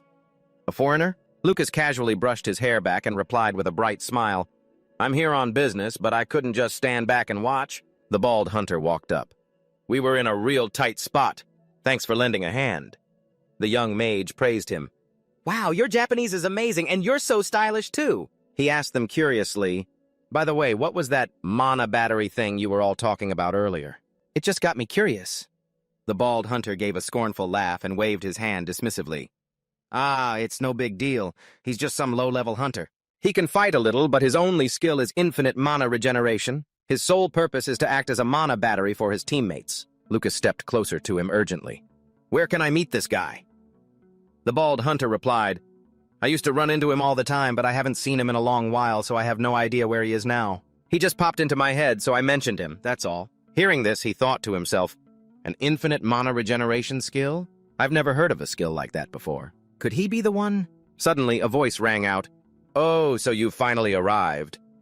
It made Lucas turn and look up. Two figures had appeared atop a tall building. It was Go and Shinoda. Lucas stared up, silently identifying them. The Guildmaster of Midas, Go, and the Guildmaster of Dainu, Shinoda. Lucas couldn't help but feel a surge of anticipation. It seemed he was about to witness something spectacular. A large horde of stone golems was on the move, with the last and largest one standing on a high floor. The two of them looked down at the golems below. Makoto exclaimed, A golem lord, there's no doubt. The golem snowy mountain. A breakout really did happen. Then he turned to the man beside him. They're the perfect opponents for you, aren't they? Guildmaster Takeuchi, I'll provide support. Go angrily gritted his teeth and cursed. Shirosaki, that damn dungeon fiend, what the hell is he doing in there? With that, he leaped down, shouting back at Makoto. Go tell the chairman, my reward had better be something from the association's S-rank equipment vault. Instantly, Go activated his stone armor ability. His body was quickly encased in rock as he plummeted powerfully to the ground. The concrete pavement shattered, sending dust and debris flying. Go's body had completely transformed, a layer of tough rock covering him like a solid suit of armor. A golem, not knowing its own place, charged at Go. He was filled with contempt. We may both be made of stone, but you and I are on completely different levels. He instantly rushed them. One golem after another shattered to pieces. None could withstand a single blow from him. The nearby buildings shook from the tremors of the fight. Away from Go's battle with the golems, a hand began to gather power. Streams of light appeared around Shinoda Makoto as he raised his arm, casting a spell. A multicolored ring of light quickly formed, spinning around him. He aimed his hand forward, and the stream of magical power shot out at the speed of light. It shot straight past Go's head. He grunted, that old geezer. So much for support. Looks like he just wants to watch the show. Guess his help has its limits, huh? The final giant stone golem let out a roar. It immediately charged at Go, throwing a high-speed punch right at him. Without hesitation, Go took a stance, preparing to counter with his own fist. His voice dripped with arrogance. If this is a battle of strength, then my victory is guaranteed. Go then used his power to enhance his arm, which was instantly covered in dense, sharp spikes. The two fists, one massive and one small, collided. The immense force of the impact sent continuous shockwaves radiating outward. Cracks spiderwebbed across the golem's arm, spreading up to its shoulder and throughout its entire body. Unable to withstand his power, half of its body exploded into small pieces of rock. Among the falling debris was the golem's glossy red core. Go quickly snatched it. The stone covering his face began to recede. A sinister smile spread across his face. I won't let that old geezer get the last laugh. As soon as he finished his thought, he mercilessly crushed the core in his hand. A notification immediately popped up. Dungeon boss has been defeated. Dungeon purge complete. Nearby, Makoto closed his eyes and let out a sigh of relief. The hunters near Go erupted in cheers, their morale soaring as they celebrated the victory. Just then, the Ctrl+F ability card displayed a notification. Ctrl+F. Target is not a Ctrl skill holder. It turned out that Lucas was the one who possessed the Ctrl+F ability card. He thought to himself, Japan's top hunter and the Midas Guildmaster. He took care of a monster breakout in just 10 minutes. A glimmer of hope sparked within Lucas. Even though he's not the Cantron holder, I still gathered some good intel. He immediately jotted it down in his notebook. After closing the book, he thought, that reminds me. Cantron Z is probably still in the dungeon, right? I doubt she'll die in there. Ha! But he had no idea that Arita Sarah, the user of the Cancel Z ability, was already severely injured. A large hole had appeared in her abdomen. Rewind to 20 minutes earlier. Just then, a horde of ferocious, growling zombies appeared. Their bloodshot red eyes gleamed in the darkness as they swarmed out of the city gate. Takumi stood before his group, watching them. He calmly spoke. A horde of vampires, huh? Raising his longsword, he announced, From this point on, we're completely in the dark, so all we can do is rely on luck. Then with a loud yell, he unleashed a blazing red sword strike toward this dungeon. It didn't seem too difficult. The zombies hit by the sword's energy could only let out a gasp as their bodies began to disintegrate. The longsword's power continued to spread through the entire horde. They were all annihilated in the blink of an eye. A moment later, the smoke gradually cleared, revealing nothing but a gray landscape of zombies lying lifelessly on the ground. A notification appeared. Dungeon purged. Teleporting to the boss's location, heart of the giant golem. Upon hearing this, Takumi smiled dangerously. They were all mentally prepared. Before long, the group was teleported to a giant stone door. Above the door were strange characters. One of the masked men spoke up. So we've finally reached the hidden dungeon's boss. Takumi held up the golden metal key. It's time for this key to prove its worth. Without another word or any wasted movement, he plunged the key straight into the door. The large, heavy door swung open. They entered one by one. As soon as they stepped inside, they all saw rows of massive stone statues. Their eyes glowed with a strange aquamarine color. One of the group couldn't help but exclaim, What is this? There's nothing in here but a bunch of stone statues. A masked man, scraping his sword against the wall, asked, Maybe we're too early. The boss hasn't shown up yet, has it? Sarah, her face covered in sweat, let out a quiet breath. What nonsense is he spouting, she thought. Ever since I walked in, I've felt this indescribable pressure crushing my body. She looked at the others, wondering, can't the rest of you feel it? Maybe it's because they're hunters, so they're used to it. The masked man continued, That must be it. In that case, we just need to beat the monster and grab the reward items. He was completely unaware of something lunging at him from above. Just as the words left his mouth, a giant stone hand slammed down, crushing him to the ground. The stone floor shattered, sending dust flying high into the air. When the hand lifted, blood dripped endlessly from beneath it. The masked man lay motionless. It was the hand of one of the stone statues. Its eyes were now glowing red. The imprint of its hand was clearly visible on the ground, along with the unlucky masked man. Another masked man witnessed this and couldn't help but scream in fear, Holy crap, the statue is the boss? Wait a minute! Does that mean the other statues will... Immediately, the other statues began to move, quickly surrounding them. Sarah was completely terrified, her whole body trembling uncontrollably as she clamped a hand over her mouth. She tried not to make a sound. It turned out the masked man who was crushed earlier was still alive. He struggled, coughing up a mouthful of blood. Cough! Seeing Sarah's terrified expression, Takumi felt confused and thought to himself, What the hell are you doing? You've seen people die right in front of your eyes countless times before. And yet immediately after that, he shouted at her, Sarah, snap out of it! Heal him now while he's still breathing! Startled by his voice, she let out a small gasp. Ah! With tears welling in her eyes, she gradually regained her composure. Sarah immediately rushed over to the masked man who was still barely breathing. However, as soon as she took out the energy storage flask, streams of mana began to pour out of it. In Sarah's hands, the mana flask was already empty. She stared at them. She was completely shocked. Huh? The flask is out of mana? No. Is the mana leaking out? It was as if something was sucking the mana out of both flasks. She was utterly bewildered. Are you kidding me? Even a top-tier mage couldn't break the seal on this mana flask. What in the world is happening? All the mana was flowing in one direction. Sarah, sweating, looked nervously toward where the streams of mana were heading. Where is it all going? A statue raised its sword high and swung down at the group. One man, unable to run, prepared to accept his fate. Another crawled away, screaming in terror. Takumi was swinging his sword, fighting like a madman. Seeing this, he roared, "Don't just stand there terrified, fight back. No matter how big they are, they're still just golems." As he spoke, he swung his sword again, striking the front of a statue. Stone fragments flew from its torso. Then, Takumi spoke to one of the masked men. "It's a high-level monster, so use the mines." The man replied, "I already tried, but neither my stealth skill nor the mines will activate." Suddenly, a dark shadow lunged straight at the masked man. He felt a chill run down his spine. The stone statue's sword instantly struck him. Takumi leaped back, cursing loudly, "Damn it!" But when he looked in another direction, he couldn't help but shudder in horror. Another masked man was caught tightly in a statue's grasp. It squeezed with immense force, causing his blood to spray out relentlessly. Then, it threw them down one by one in front of Takumi, leaving him speechless. He gritted his teeth in fury. "Are you mocking me? If every last one of them dies," Takumi growled, his eyes filled with rage. "Our effectiveness!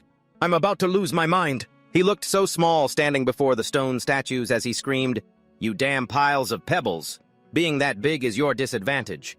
Raising the sword in his hand high, Takumi roared, "Longsword Calicia, release your power!" Suddenly, a red notification flashed. User does not have enough mana to release the sword energy of Longsword Calicia. He couldn't believe his eyes, his voice ringing with anger. "Ha! I'm over level 300! What do you mean, not enough mana?" The statue was already swinging down. He could only blink and look up, muttering a curse. "Damn it!" The massive stone sword descended with extreme force, slamming into the ground. Instantly, a fissure cracked open, sending shards of rock flying upwards, oblivious to the situation over there. Sarah walked along the stone steps, following the trail of draining mana. She finally arrived, relieved to see that all the mana was converging here. Before her was a stone pedestal, and on top of it, something was continuously absorbing the surrounding mana. Curious, Sarah reached out her hand. "What is this?" The moment Sarah touched the icebox, it reacted instantly, vibrating as a massive red stone appeared before her, making her gasp in surprise. "No way! This is a giant golem's heart. But why is it absorbing mana instead of regenerating?" The heart, detecting an intruder, began to pulsate violently. Suddenly sensing danger, Sarah broke into a cold sweat. "This is bad." Without a moment's hesitation, she immediately turned to run from the giant golem's heart. But it was too late. It fired a beam of red energy straight at Sarah. The energy blast pierced through her side, and blood instantly gushed out as she fell from the high steps tumbling down. Blood poured from her mouth. Nearby, a statue spotted Sarah lying on the ground. Its stone sword arm rose high, its two eyes glowing red. As it swung down to strike her, black shadows suddenly emerged from Sarah's own shadow. It was Takumi. He blocked the statue's descending sword just in time. The immense weight of the blade forced Takumi to spit out a mouthful of blood as he took out a small vial with one hand. A notification panel appeared. High-grade healing potion, Hunter's Association.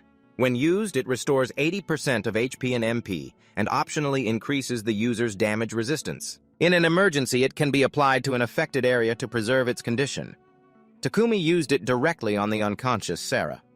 Once done, he knelt and hoisted her onto his shoulder. A sudden notification appeared. The giant golem's heart has awakened and is initiating a boss battle. Takumi's jaw dropped. "Huh? That thing is..." Looking ahead, he saw the stone door slowly closing. An uneasy feeling washed over him. "Damn it! The door is closing? I have to use Shadow Step to get out of here now!" Black smoke began to swirl around Takumi's feet, but a red notification flashed. Warning, user does not have sufficient mana to execute Shadow Step. He roared in despair. "Are you kidding me? Where did all my mana go?" In this critical situation, Takumi had to sprint with all his might, but by the time he was just a short distance from the door, it had almost completely shut, leaving only a tiny gap, enough for one person to pass. He screamed internally. "Damn it! At this rate, neither of us will make it out."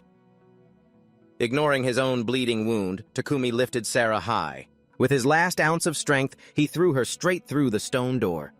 Sarah flew out and landed sprawled on the ground. She struggled to get up, her whole body trembling, and managed to say, "Why?" Takumi looked at Sarah with a confident smile. "As long as you're alive, you can restore everything back to its original state, right? The door slammed shut in front of her.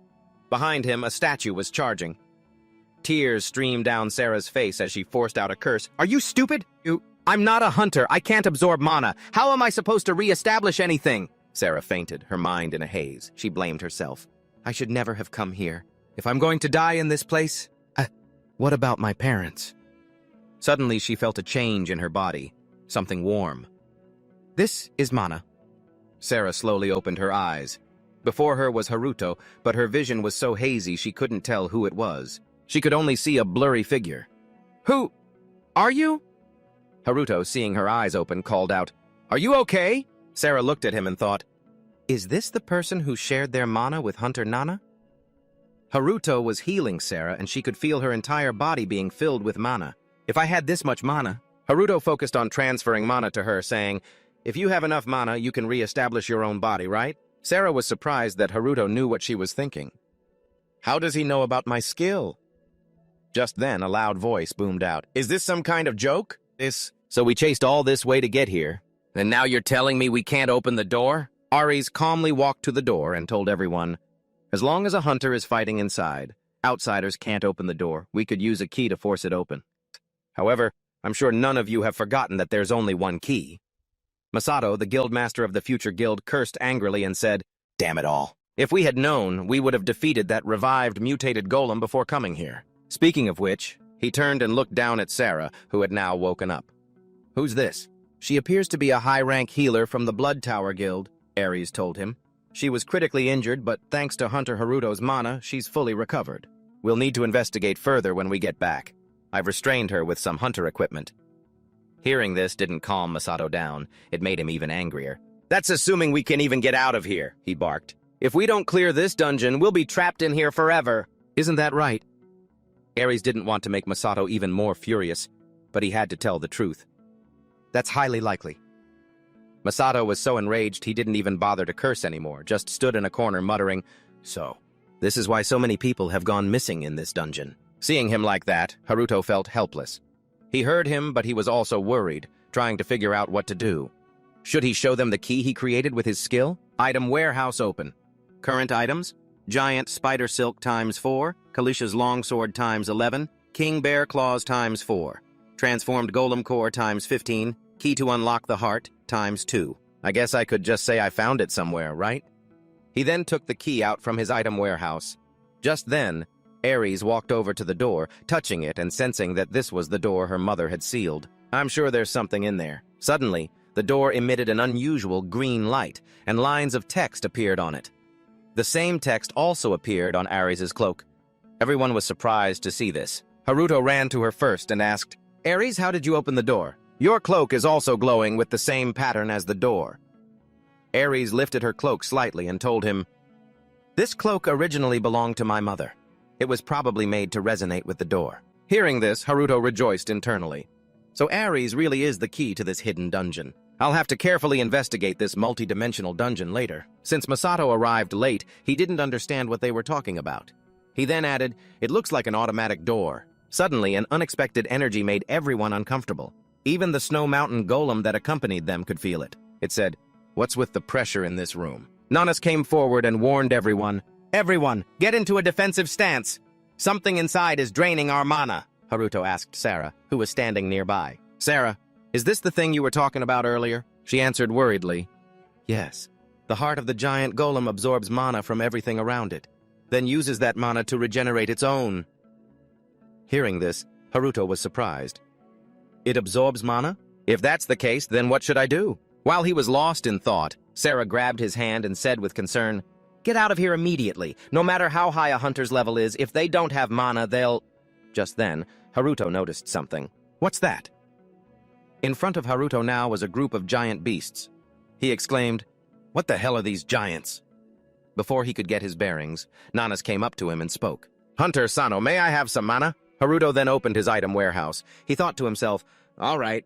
Then he said with determination, "Let me show you the power of a walking, talking mana potion." At that moment, the system began to activate. Ctrl+C, copying the user's mana. Ctrl+V, pasting the copied mana, multiplied by n.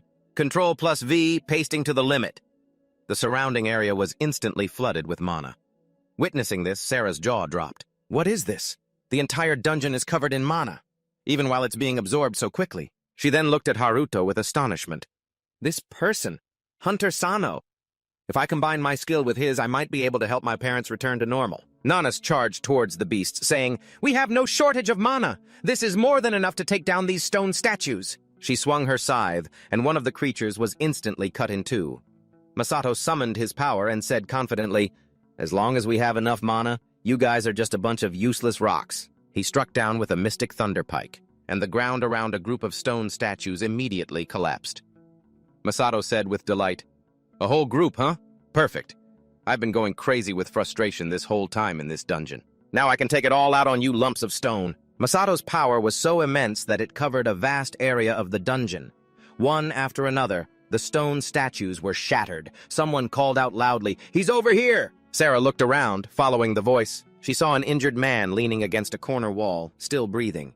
He had a wound in his stomach and was missing an arm. Sarah thought from a distance, "If I use my skill now..." Suddenly, she noticed something unusual. Calicia's longsword. Haruto had already approached the man. He stood there pensively for a moment, then picked up the longsword to observe it, thinking to himself, "Finally got it back. I knew it. The durability has been reset. This girl must be a cursed skill holder. I'm going to copy that skill." With that thought, he glanced over at Sarah, which startled her. "But first, I have to test this." He touched Takumi's head. Ctrl+C. Copying target's true shadow clone skill. Copy failed because the target's level is higher than the user's. Haruto thought to himself, "I wasn't wrong. Even with the level boost from the longsword, my level still isn't high enough."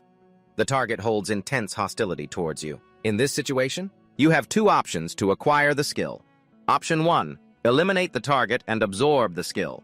Option 2, forcibly absorb the skill. This can only be performed when the target's HP is below 15%. This option will render the target unable to use the skill. Haruto was a bit surprised by this. Huh? If the target considers me an enemy, I just have to kill them to take their skill? If so, then... No, wait. No matter how I look at it, his HP is already below 15%, so I can absorb it right away without killing him. Forcible absorption, huh? For defensive purposes, I can see myself using this move a lot in the future. Masato walked over to Sarah and asked, "You're a healer, right? Go heal him, but just enough so he doesn't die on us." Sarah activated her healing ability on Takumi. Masato stood by and said, "We have a lot of questions for him, so it'll be a pain if he escapes." Sarah turned back to look at Haruto. He nodded, telling her to just heal the guy. Sarah then began the healing process. Takumi's arm grew back in an instant. Haruto was stunned, thinking to himself, "His severed arm, it grew back immediately? This skill is on par with my body replication ability." Takumi finally came to. Sarah asked him, "Hey, what are you laughing at?" Takumi looked up at her and said, "See? Neither of you are dead." Sarah saw that Takumi was not only awake, but was already talking like that. "Whatever, I'm done." The guy was then cuffed by Nanase. She said, "You'd better not try anything funny. The only reason you're alive is because of Guildmaster Shirosaki, not me." The guy ignored her, acting all high and mighty, and even retorted, "If we make it out of here alive, that's exactly what I should be doing, isn't it?" Then he looked around and said, "This dungeon is just getting started." With that, Takumi tried to run. Seeing this, Nanase swung her sword. Just then, Satoru appeared out of nowhere and shouted, "Sis, he's being chased by the light from the stone on the gate." The Snow Mountain Golem appeared, blocking the light. Let's go back 30 minutes, to Satoru in the multi-dimensional skeleton dungeon. Masato was using black lightning to strike the stone statues in the dungeon. The statues shattered from the attack, their pieces falling to the ground.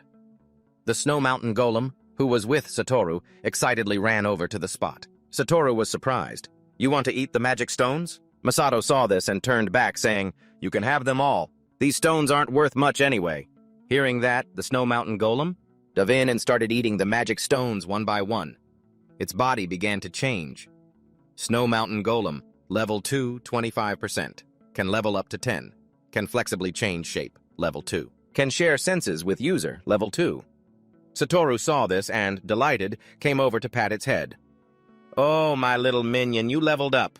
As he touched the Snow Mountain Golem's body, rock suddenly spread from it onto Satoru's body.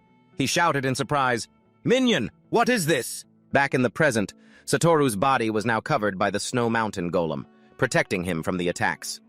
Haruto witnessed this, his eyes wide in disbelief. That little errand boy, he fused with Satoru? It leveled up in such a short time? Masato thought to himself, no matter how you look at it, this scene is exactly like Guildmaster Midas's stone armor technique. So that's how the evolving golem core levels up. I'll have to study it more carefully when I get back. Masato created a protective barrier to shield himself from the dungeon's attacks. Suddenly, an attack strong enough to graze his shoulder got through, making Masato a bit uneasy. Eras, also on the defensive, warned Masato, Guildmaster of Future, be careful. These attacks are all made of pure mana.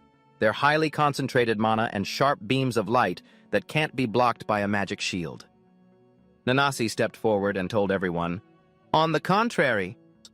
Because of that, the best method is to counter with physical attacks. She then unleashed her Dance of the Blade, and surprisingly the attack actually blocked the incoming assault. Haruto looked over at Satoru thinking, it's just as Hunter Nanase said. Because the mana is so dense we can use our swords and regular shields to block the attacks. Over with Satoru, he was worried about the golem protecting him. Minion, are you okay? That's why Satoru's minion was able to successfully block the attack. Haruto still felt that something was wrong. But if we just keep defending, we'll never be able to advance. Because I can generate infinite mana, the giant golem's heart will be able to attack relentlessly. We need to get close enough to destroy it or we'll all die. I have to think of something. That's it! Shadow Jaunt! That guy from the Blood Tower Guild was able to use this move, even when he was completely wrapped in the giant spider's web. With that thought, Haruto activated Ctrl+V. Use Giant King Spider's web. He was delighted. Perfect. Now I can use in the skill without anyone noticing. Ctrl+C. Use Giant King Spider's web. He simultaneously activated Shadow Jaunt. A moment later, Haruto was gone. Mao, who was standing behind him, saw his sudden disappearance. He's vanished? At that moment, Haruto had moved toward the source of the energy attacks. The closer he got, the stronger the energy became, slowing his steps. Haruto finally reached it and placed his hand on it. Watch this. Kyuusia's resonant frequency poison technique should be enough to destroy this thing. Suddenly, he felt a struggle, and a moment later he was thrown back. Haruto was unfortunately injured. It was then he realized its purpose. The enemy was gathering mana to explode. Refusing to give up, Haruto charged forward again. Who do you think I am, you mindless thing? The mana you absorbed was a handout from me. Got it? Then he used Ctrl+V, activating Giant King Spider Silk. The summoned spider wrapped itself tightly around the energy pillar. This stopped it from attacking its surroundings. Masato was stunned watching Haruto's actions, and Nanas was equally surprised by the relentless assault from the giant golem's heart. He stopped it. Mo and Ares were also endlessly surprised. Satoru was ecstatic. Haruto-senpai! Just when they thought it was all over, the energy burst out from the silk. Haruto shouted, it's still not enough! He used his Ctrl+V ability again, activating the Giant King Spider Silk, intending to trap it once more. Haruto thought to himself, if I can just touch it one more time. His efforts paid off. Haruto managed to touch it. Got it! Ctrl+V. Using Kyuusia's resonant frequency poison technique to eliminate the target. Haruto reached deep inside its energy core, causing it to gradually crack. A system notification appeared. You have leveled up. Its heart finally shattered completely. Haruto was standing nearby. He had to shield his eyes from the immense light of the explosion. A screen appeared before Haruto. You have destroyed the giant golem's heart. The dungeon has been cleared. He happily sat down. Haruto thought, just as I predicted. Then a continuous stream of level-up notifications appeared, leaving Haruto completely stunned. Sweet! I leveled up! You have received a reward item. Haruto reached out and took the heart. It was the giant golem's heart. Level 1 skill, can regenerate infinite mana. Skill 2, can absorb mana up to a certain limit. This is a permanent item. Haruto held it in his hand, feeling a bit unimpressed and skeptical. Infinite mana regeneration, huh? I don't really need this skill. I'll just copy and paste it to be safe. Ctrl+C has leveled up. The skill will now automatically copy all copyable items. Hearing this, he perked up. Oh, automatic copy? That's amazing! Just then, Satoru ran up to Haruto, emotionally wanting to hug him. You're incredible, Haruto-senpai! You're the absolute best, senpai! Haruto stopped him, saying, Hey, no hugging. You'll break my back! At that moment, a voice called out, Hunter Sano! Masato walked over to Haruto and said, It seems you've somehow managed to obtain the giant golem's heart. Well done. He just sighed and told him, "Can you drop the somehow part?" Nanas also came over and corrected Masato's words. "If you're going to compliment someone, can you at least do it properly? You're so disgustingly petty." Hearing that, Masato was flustered and didn't know what to say, just giving a reluctant, "Uh-huh." Then Masato spoke to Haruto in a serious tone. "Hunter Sano, I'd like to have a serious talk with you after we get back." Haruto guessed his intention and started to walk away. As he walked, he said, "If you want the giant golem's heart, I'll sell it to you for a high price." Masato was surprised that he had guessed his intention. "Huh? You'll really sell it to me?" Nanas approached to advise him. "Hunter Sano, a matter this important. Perhaps you should wait until we get back to discuss it with the guild before deciding." Seeing his opportunity about to be ruined, Masato angrily said to her, "Hunter Nanas, why are you trying to butt into our wonderful friendship? Don't interfere!" Nanas, not backing down, retorted, "A shady deal like this? How can I just turn a blind eye?" Hearing that, Masato got angry. "What? What shady deal?" Haruto ignored their bickering and turned to leave. Just then a voice called out, "Hunter Sano, wait!" Everyone had gathered together. Haruto took out the spirit blade and said, "Ares, here's your mother's memento. I'm truly sorry for the delay in returning it." Ares looked at the sword and said, "It's all right. Thank you for getting it back as you promised." Mo then asked Haruto, "By the way, that move you used just now, it looked like the one that guy from the Blood Tower Guild uses, right?" Hearing this, Haruto felt a bit nervous. Masato said, "Now that you mention it, you teleported such a long distance in the blink of an eye." Haruto stammered, trying to brush it off. That's a skill from the giant king spider. It leveled up, so now I can move super fast by shooting webs." Mo seemed a bit suspicious hearing that. Nanas cut off everyone's speculation, saying, "Prying into other people's skills is bad manners. Let's head back. We also need to investigate those two quickly." At that time, Takumi and Sarah also had to return for questioning. When no one was looking, Takumi said to Sarah, "Sarah, you still have to repay me for saving your life back then, don't you? Hurry up and reset the dungeon." Sarah was shocked by his proposal. She gritted her teeth in anger and cursed at him. "Are you insane? Fine, but this will be the last time, Takumi." Takumi gave Sarah a sinister look and said, "Is it because you found a suitable little mana battery? But if you suddenly forget our agreement, we'll have a big problem. The eternal subjugation bracelet will never allow you to betray your comrades. That is the curse of Adamas. As long as you're still wearing that, you can never escape me. Remember, even your parents' lives are in my hands." Hearing this, Sarah, with tears in her eyes, raised her hand. Takumi's voice continued, "So, reset it for me immediately. I risked my life to save you. Now it's time you repay your debt to me. The mana in this place is more than enough to do it." Just then, Haruto saw Sarah's sudden action and thought, "Could it be?" Sarah touched her hand to the ground. Haruto sensed something was wrong and shouted a warning. "Everyone, get out of the dungeon now! It's about to be reset!" Ares was shocked.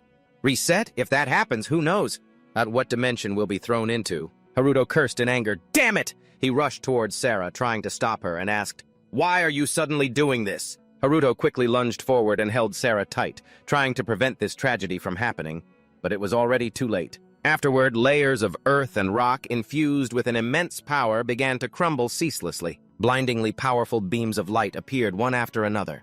In that violent storm, everyone was swept away, unable to resist. But then, by some miracle, at the crucial moment, they managed to create shields around their bodies. Only by doing so could they safely protect themselves as space began to crack and tear apart from the danger. Inside the protective shells of their shields, they were like aimless objects drifting through a turbulent, stormy sky. Finally, they managed to move out of the shattering space, as the inside was about to be completely reset. Satoru saw he was still trapped in the chaos and couldn't help but shout anxiously, "Haruto-senpai, Nanas!" Indeed, she couldn't hide her astonishment, squinting as she asked, "Is this the space above the Tokyo sky? What just happened?" Hearing this, a flustered Ares replied, "I'm not sure either. Right now, the more important thing is—" But before she could finish, a voice from behind suddenly called out, "Nanas?" Makoto, seeing his daughter was also in this chaotic place, frowned and asked, "Why are you here?" This took her by surprise. She stammered, "Huh? Dad! Chairman Shinoda!" His appearance also made Masato exclaim in shock. "Where did Chairman Shinoda come from?" Makoto just replied flatly, "I should be the one asking that. Did you all safely conquer that dungeon?" A look of surprise flashed across his face as he asked, "But is this everyone?" Where are the others? Hearing this, his expression suddenly darkened. He gritted his teeth, at a loss for what to say. Meanwhile, Nanas looked towards that space with worried eyes. She thoughtfully murmured, "Hunter Sano." At the same time, back in the dungeon, Takumi asked in a cold voice, "What is the meaning of this?" The dungeon hasn't reset yet. Seeing Haruto slip and fall to the ground, she had to quickly make up an excuse. "He pushed me, so the reset process was interrupted." At this, the man didn't rush to blame her. Instead, he just gave a cunning smile and replied, "Well, that's fine too. At least the others have been kicked out of here. It seems the restraints have been re-established." Then, stepping towards him, he laughed gleefully and declared, "As long as I get the heart of the giant golem, everything will fall into place." Haruto couldn't contain his anger and screamed, "Shut up!" He quickly tried to activate Giant Spider King's thread, but the system reported an error, Ctrl+C. Ctrl+V, item not found. Haruto suddenly felt dizzy hearing those words. His eyes widened in shock as he thought, "Huh? What do you mean, not found?" Sarah, too, had tears in her eyes, as if wanting to deny it all. "No, that can't be. Does that mean the one who got reset wasn't the dungeon, but me?" He truly couldn't believe those words. He just calmly thought, "She's gotta be kidding me. My body's memories haven't changed one bit, see?" But Haruto still wanted to prove it to himself by opening his status window. Soon after, his information appeared. Haruto Sano, level 1, HP 15 out of 15, MP 20 out of 20. Job proficiency, level 1. Skill proficiency, level 1. Basic defense, level 15. Haruto couldn't believe his eyes. He thought numbly, level 1. That means I've returned to my original state right after I awakened. Then what about my skills? It didn't stop there. The system continuously displayed Ctrl+C level 1. Ctrl+V level 1. One unidentified item is available.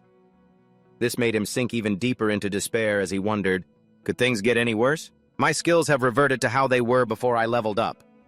Then the notification, "One unidentified item is available," appeared again, making Haruto even more confused. He thought to himself, "Huh? What's this?" But in that brief moment, a long spurt of blood suddenly sprayed out.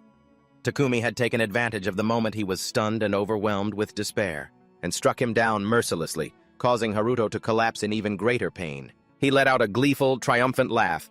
"Look at that confused expression on your face. Your level has clearly been reset. Perfect timing. Go say hello to your ancestors." In that moment of crisis, Haruto tried to reassure himself. "Calm down. That cursed skill hasn't disappeared. And there's still that unidentified item in my inventory. If this were me before I got that skill, then the best play is to feign weakness to lure in the tiger." Something unexpected suddenly occurred. The ear-splitting sound of two swords clashing rang out. It was Mo, the person Haruto thought had already left. He appeared just in time to block a sword strike for him. Seeing his arrival, Takumi grew even more frenzied, mocking him sarcastically. "Well, well, you're that low-level grunt from the International Hunters Association, aren't you? Still hanging around here?" Haruto couldn't help but cry out in alarm, "Mo, why?" But Mo's face was resolute, as if he intended to protect him with all his might, and he pleaded urgently, "Hunter Sano, run! Just leave him to me! Your job is to get out of here right now!" But for someone as righteous as Haruto, he refused without a second thought. "I can't do that!" This touching display of brotherly valor just made the man sneer coldly, mocking the insolent fools before him. Feeling slighted, Takumi asked tauntingly, "Are you looking down on me? When the level difference is this obvious?" Then, he immediately put pressure on him, growling as he sized him up. "What can you do? A guy who doesn't even have the right to fight me." However, though he didn't want to admit it, this man's power was simply too great. Mo could no longer hold his ground. The sword in his hand shattered, and he took another slash. Just like that. He suddenly became powerless, sent flying backward by the man's blow, unable to defend himself. And yet, Takumi had no intention of letting him go. He immediately charged forward, saying viciously, "Serves you right! I was planning on kicking all of you out of the International Hunters Association anyway." Mo's face turned pale with panic as he thought to himself, "Too fast. I can't dodge it. If he took this blow, he would surely die." But Haruto, disregarding the danger, rushed out to block the fatal blow for him. With that, he could no longer stand. He collapsed in a pool of his own blood. Mo stared at him, stunned and speechless. "Why?" Haruto struggled to reply. "He's my prey! You don't need to help!" So get out of here now!" But Takumi swung his sword down again, his voice filled with malice as he snarled, "You talk too much! Die!" Mo witnessed it all. Horrified, he collapsed to his knees, watching as Sano Haruto was hacked to death. The man was so vicious that his body was no longer in one piece, forcing a terrified Sarah to cover her mouth and begin to sob. At last, Takumi had what he wanted. Holding that heart in his hand, he spoke with satisfaction. "Just as I thought. Once that guy's level is reset, all the items he has returned to their original places." Then his vicious gaze swept over her excitedly as he said, "Sarah, now I'm the only one you can rely on, right?" Seeing Sarah trembling in fear, he just mocked her casually. "Don't make that face. He ended up in this dead end thanks to that reset skill you gave him. I'm sure he'll be grateful to me in his next life. Thank you, sir, for putting me out of my misery since I've lost everything." Just as he finished his sentence, a familiar voice suddenly rang out, followed by a slash. "That's right. Thanks for killing me." In pain and shock, Takumi clutched his wrist, not even understanding what had just happened. The agony shooting up from his hand made him collapse, dropping his sword as he screamed and held his arm tight. From within the light, Haruto calmly stepped out, smirking coldly. "And here I was, worried you'd actually spare me." Sarah, who had been sobbing uncontrollably, was so stunned by his action that she forgot to cry. When Mo saw him, his jaw dropped in terror, as if he'd just seen a ghost. Unable to believe his eyes, a panicked Takumi turned and demanded, "What is this? I just killed you with my own hands!" Then he quickly snatched his sword back up. His mind was reeling. What kind of